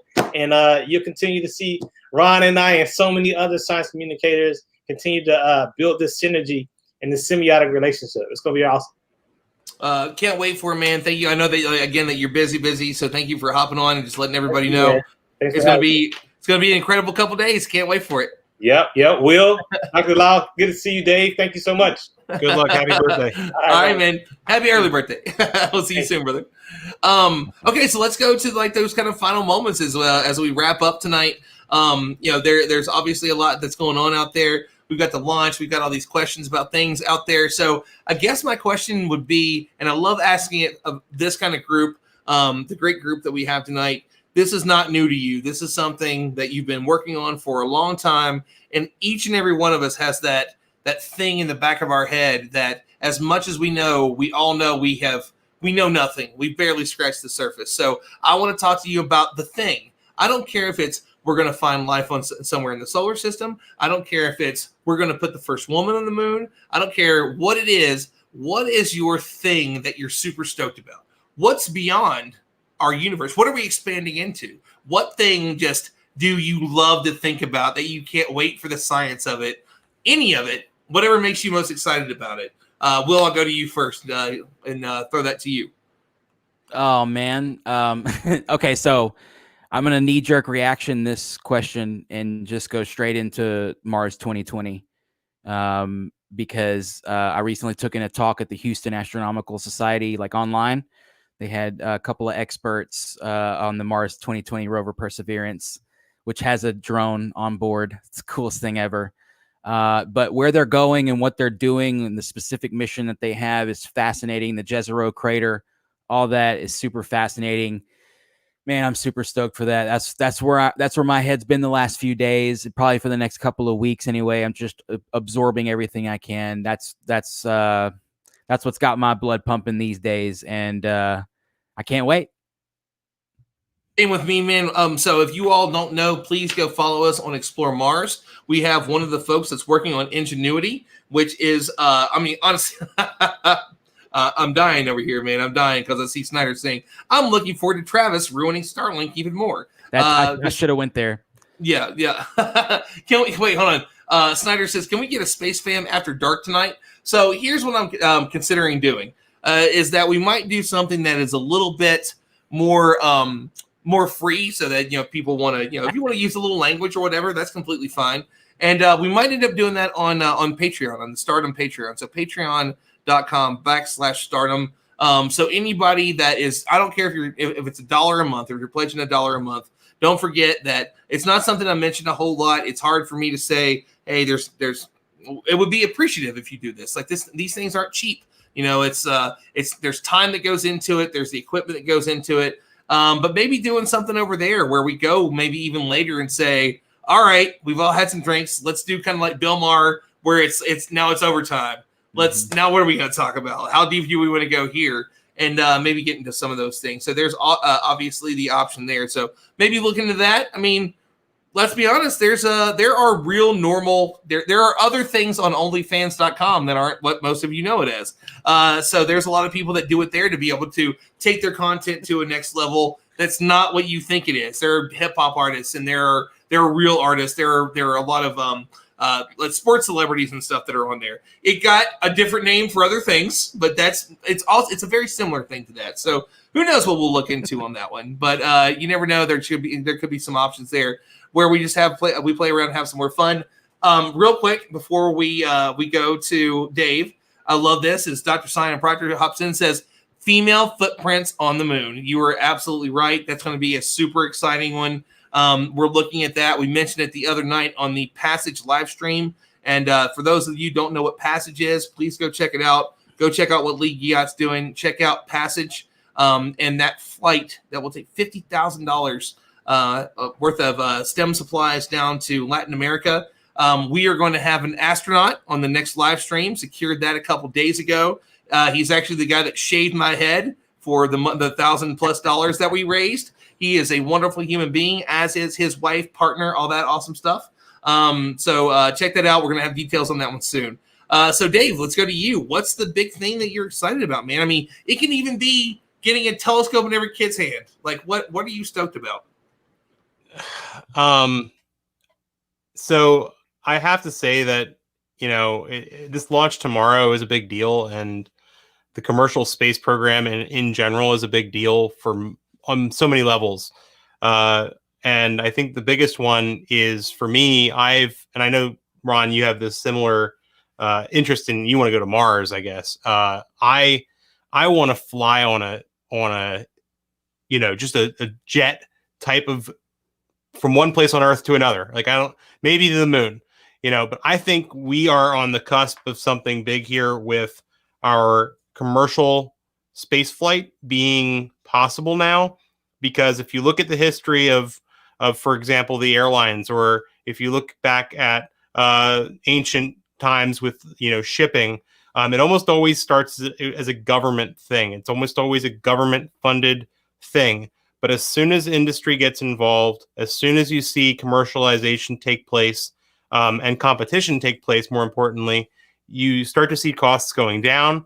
And, I think that within our lifetimes, we are going to see the price of a ticket to fly in a suborbital flight here on Earth be within reason for the average person, at least here, the average person in the United States.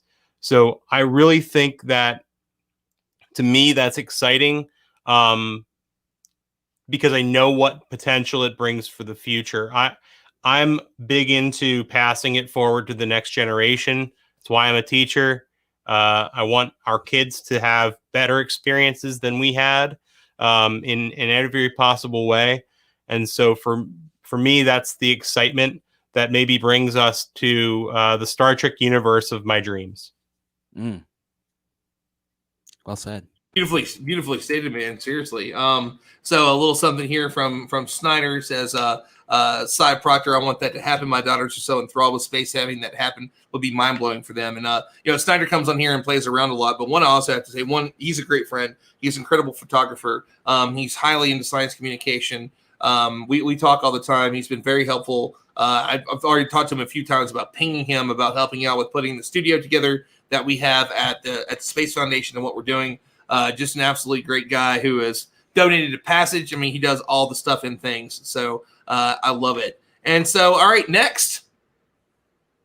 Can only imagine what this answer is going to be.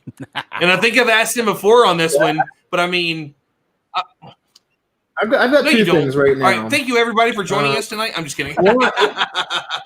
One right now is a really groovy time to be involved in astrobiology and to be involved in this pursuit to understand what is life and are we alone in the universe. Ellen Stofan, who now was just announced to help the Biden administration for their NASA transition. She's currently the head of the National Air and Space Museum, but she was previously a chief scientist at NASA. I remember a few years back when she had said that she would bet money that by 2030 we would have signs of extraterrestrial life. And that within 2 decades or so, we would have certain signs of extraterrestrial life, even in our own solar system. And Jim Green, others have said similar things recently. And just this afternoon at a conference for astrobiology, Seth Shostak of the SETI Institute wagered a cup of coffee for anyone who's interested in taking his bet that we would find signs of extraterrestrial life by 2035. And one reason I think that they're not necessarily wrong in wagering, he is the man, way, is that we are at a place right now where if there is alien life out there, and again, and I've mentioned this before on this show before, there might not be. We might be alone. It's entirely possible. We logically have to admit that. But it doesn't seem likely. There's just so much potential out there. And so it feels like if we're not alone in the universe, we are really close to that point of finding that out. Because if we're not alone, then life should be fairly common, at least somewhat common enough to be found in our nearby parts of the Milky Way. And if that's the case, our next generation of telescopes coming up here very soon, they will help us look at exoplanets like we never have before in a way to let us see if life is there. We have new missions coming up. We have a new rover going to Mars, landing in February, that could help us find signs of life. We have Europa Clipper coming up and the Dragonfly going to Titan and all these awesome missions. It seems like right now is the time to be involved in astrobiology if the question of whether or not we're alone is something you're interested in. And so that's really groovy, and I'm very excited for it. The other thing that I'm getting excited about right now, and it's unfortunate because this pandemic has been very tragic. And for anyone out there right now who's lost loved ones, family, friends, who's been impacted negatively, maybe lost your job or had major issues because of this, I'm very sorry. This has been hard, and we need to work together to help each other through this. For those who are lonely or feeling like they have no one to turn to help them because they're missing that social aspect of their lives, please reach out. Lots of us are willing to have conversations and just talk together and try to be part of this. It's part of why I don't like the term social distancing. I prefer physical distancing, because we can still be social. We can still talk on the phone. We can still connect online. We can still be social, even if we can't be close to each other right now. Now, all of that said, I've actually been learning a very new level of hope and optimism during this pandemic, because I've been noticing this pandemic, by driving so many of us online, it's also been kind of bringing us together in a way I've never seen before. I've been giving talks and lectures to people from around the world, from Morocco and India and Pakistan. And just today, a conference run through Colombia, but we had people online from all over the world, from the US and from Colombia and Peru and all over. And it's been inspiring me to have these connections with so many people around the world. And I think that we're moving into a period where we as humans, not just people in the US or people in India or in China, are different regions where we self-select ourselves. We as humans, through the internet and being connected, can talk to each other, can share our stories and our perspectives. And unfortunately, I think the pandemic has kind of forced us to do that at a faster rate than we were before. And that's giving me some optimism about the democratization of getting more voices out there, getting more opinions out there, actually having us learn to listen to each other, which is something we've been very bad at for a very long time. And so I'm really excited about what the future holds, not just for astrobiology, not just for space exploration, but for all of us, for this way that we can connect and be human together. And I'm very excited about that. I absolutely love it. And I mean, I'll throw mine in there. I mean, for me, mine is it's the beginnings, or it's the question of, I mean, was there something before the Big Bang? You know, what else is out there? I mentioned, we were talking about, I think a week or two ago, what are we expanding into? What's next? What is at the bottom of a black hole? You know, what does that create from there? It's like somebody, I think it was Michio Kaku, talked about one point that, what if two universes that are expanding into whatever that nothing is touch each other, when they bounce off of each other, maybe that's the spark of another Big Bang, of another way of existence. The thing that goes beyond it was to listen to Cosmos and hear that whole beginning where he goes through, and you know, all the beautiful things that Anne wrote and everyone else, and as they go through the cosmic address and they get through that, and you feel so small but also so connected, that all of that is within you, that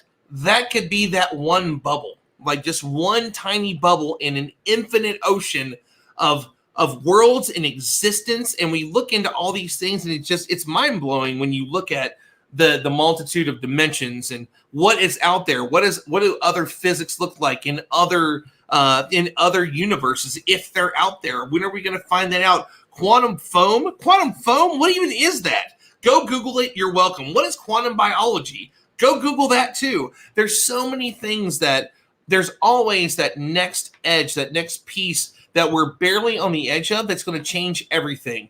It was right at 100 years ago, we thought there was one galaxy, and now there's possibly trillions, like 2 trillion that we are aware of. And at one point, when 2 trillion came out, we're like, we don't really think there's 2 trillion. At one point, there might have been 2 trillion, but then they connected to each other, and then now we have less. Very similar to the fact that we had planetoids in our solar system. But no, wait, there might be currently 2 trillion galaxies that are out there. That is the most mind-blowing thing ever, because we can't really imagine that number. Imagine being a 2 trillionaire and making the richest man on this planet look like he's basically broke. And then think about what that means for a universe, for the planets, for the moons, for the possibilities of life. And then what if we are alone? Just like, there's always, each one adds another question and another thought to all this, and to think that most people never think about that. Because there's too many things to worry about. We have set upon ourselves a myriad of things that are just not that important. And if we took time to do that, to step back to realize that we are this tiny little pale blue dot. Happy birthday, Carl Sagan. We all love you, man. We miss you. Is that there's this tiny little pale blue dot where we all just sit and we have the amazing ability to question all of that.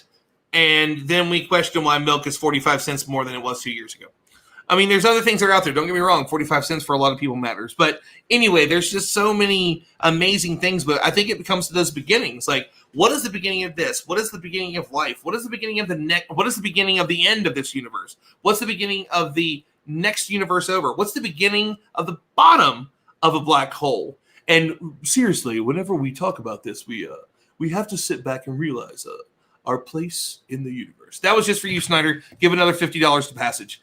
Thank you, everyone, for coming on tonight and joining us. You're all awesome. So what I'm going to do is I want to give Will, Dave, and Graham a final moment to let everybody know where people can find them on social media before we wrap up tonight. So, Will, go to you. Let people know where they can find you, YouTube, all the cool stuff that's going on, anything that you have coming up that you want to share, promote, let it out there, man. And here's the pale blue dot. There it is, the planet we all share. The only home we've ever known. Everyone you've ever known. Everyone you've ever heard of. Actually, I'm going to play that at the end of the show. Go for it. There you go. But no, you can find me on deepskydude.com. I have it's like a link-based website now, so everything is there. You can find my Spotify account, my YouTube, my TikTok, whatever it is I'm using now, Instagram. All those different platforms are all there, linked there. You can find me there.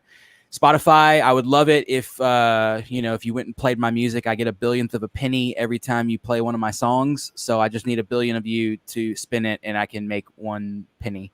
But no, if you enjoy space music that's instrumental, and you like that spacey ambient sort of vibe, that's the vibe I have with the Deep Sky Dude project. But it's also astronomy videos as well. But yeah, the music is sort of recently been sort of the main drive. So, but I appreciate all y'all that listen to it. I know Snyder is out there talking about it. So I appreciate his support and all of y'all, of course. I appreciate you, Ron, as well, man. Thank you for having me on tonight. It's been awesome. You're just the man, the myth, the legend, because you're awesome. Dave, let everybody know. You got a big giveaway coming up. Let people know what they can win, because I know it's a little bit pricey. I think it's like worth a couple $100. You just hit 1,000 subscribers. Yep. I know you got more things that are coming along. So let everybody know, man. Thanks. Yeah. So Dave Farina, my website is cosmossafari.com. Just like Will, my website has all of my different social media outlets. My main ones are mostly on YouTube is my primary focus, as well as I do have a pretty good following on Facebook. I'm also on Instagram and my very tiny little TikTok following.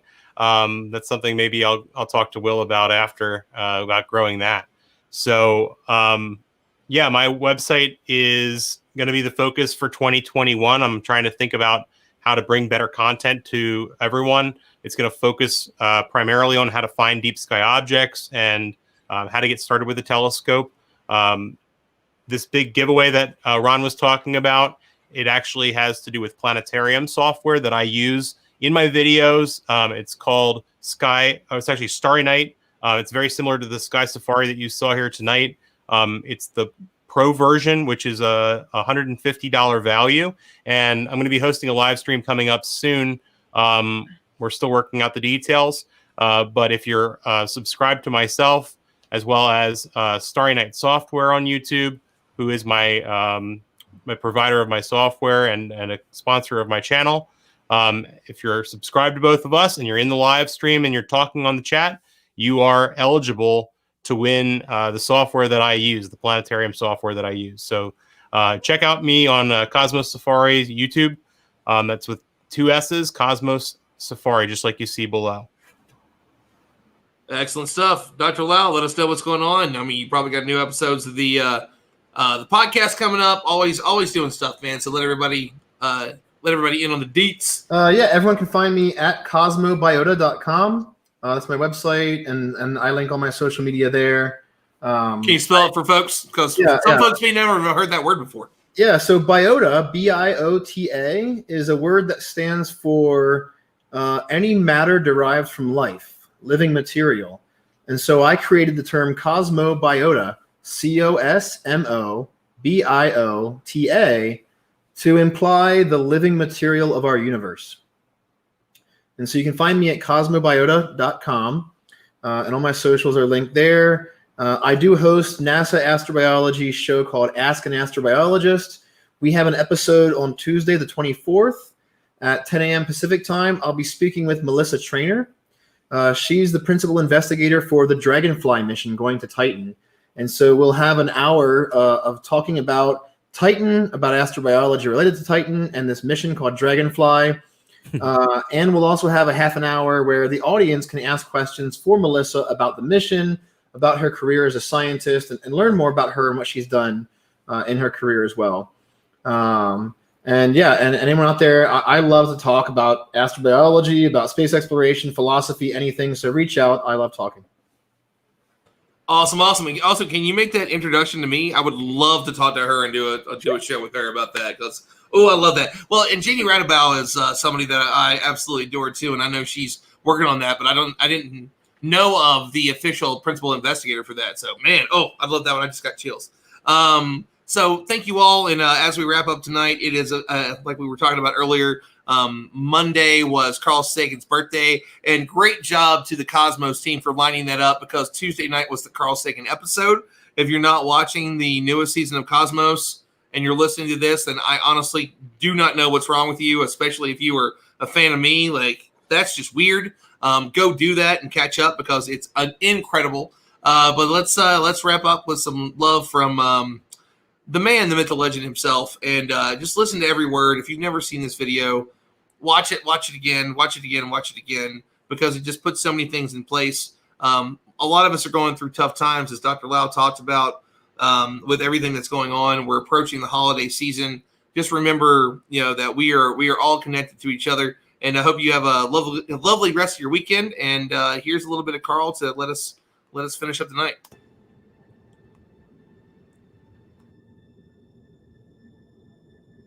That's here.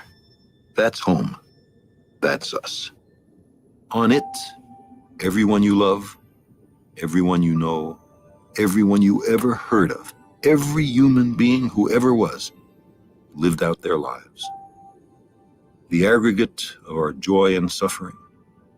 Thousands of confident religions, ideologies, and economic doctrines.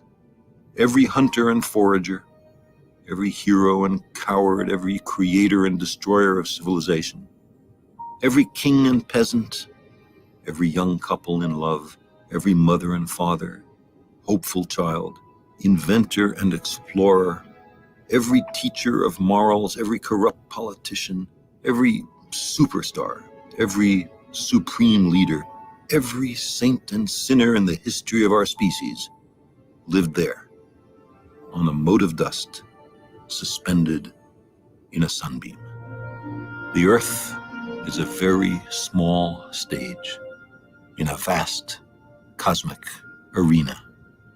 Think of the rivers of blood spilled by all those generals and emperors, so that in glory and triumph they could become the momentary masters of a fraction of a dot. Think of the endless cruelties visited by the inhabitants of one corner of this pixel on the scarcely distinguishable inhabitants of some other corner.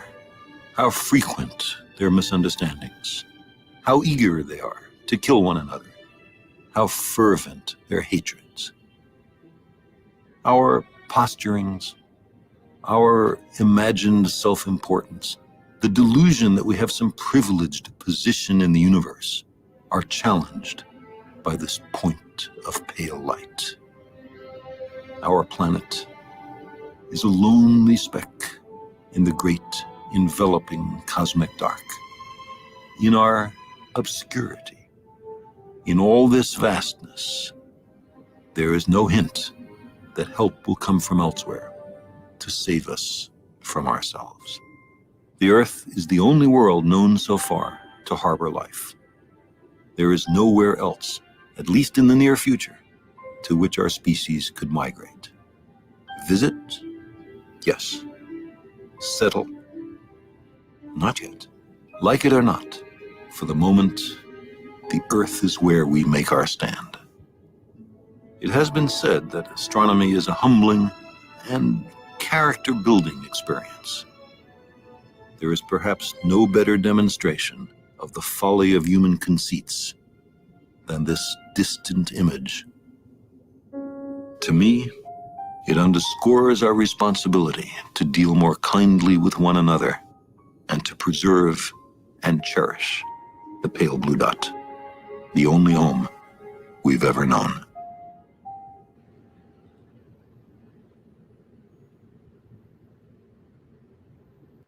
I'm not crying, you're crying.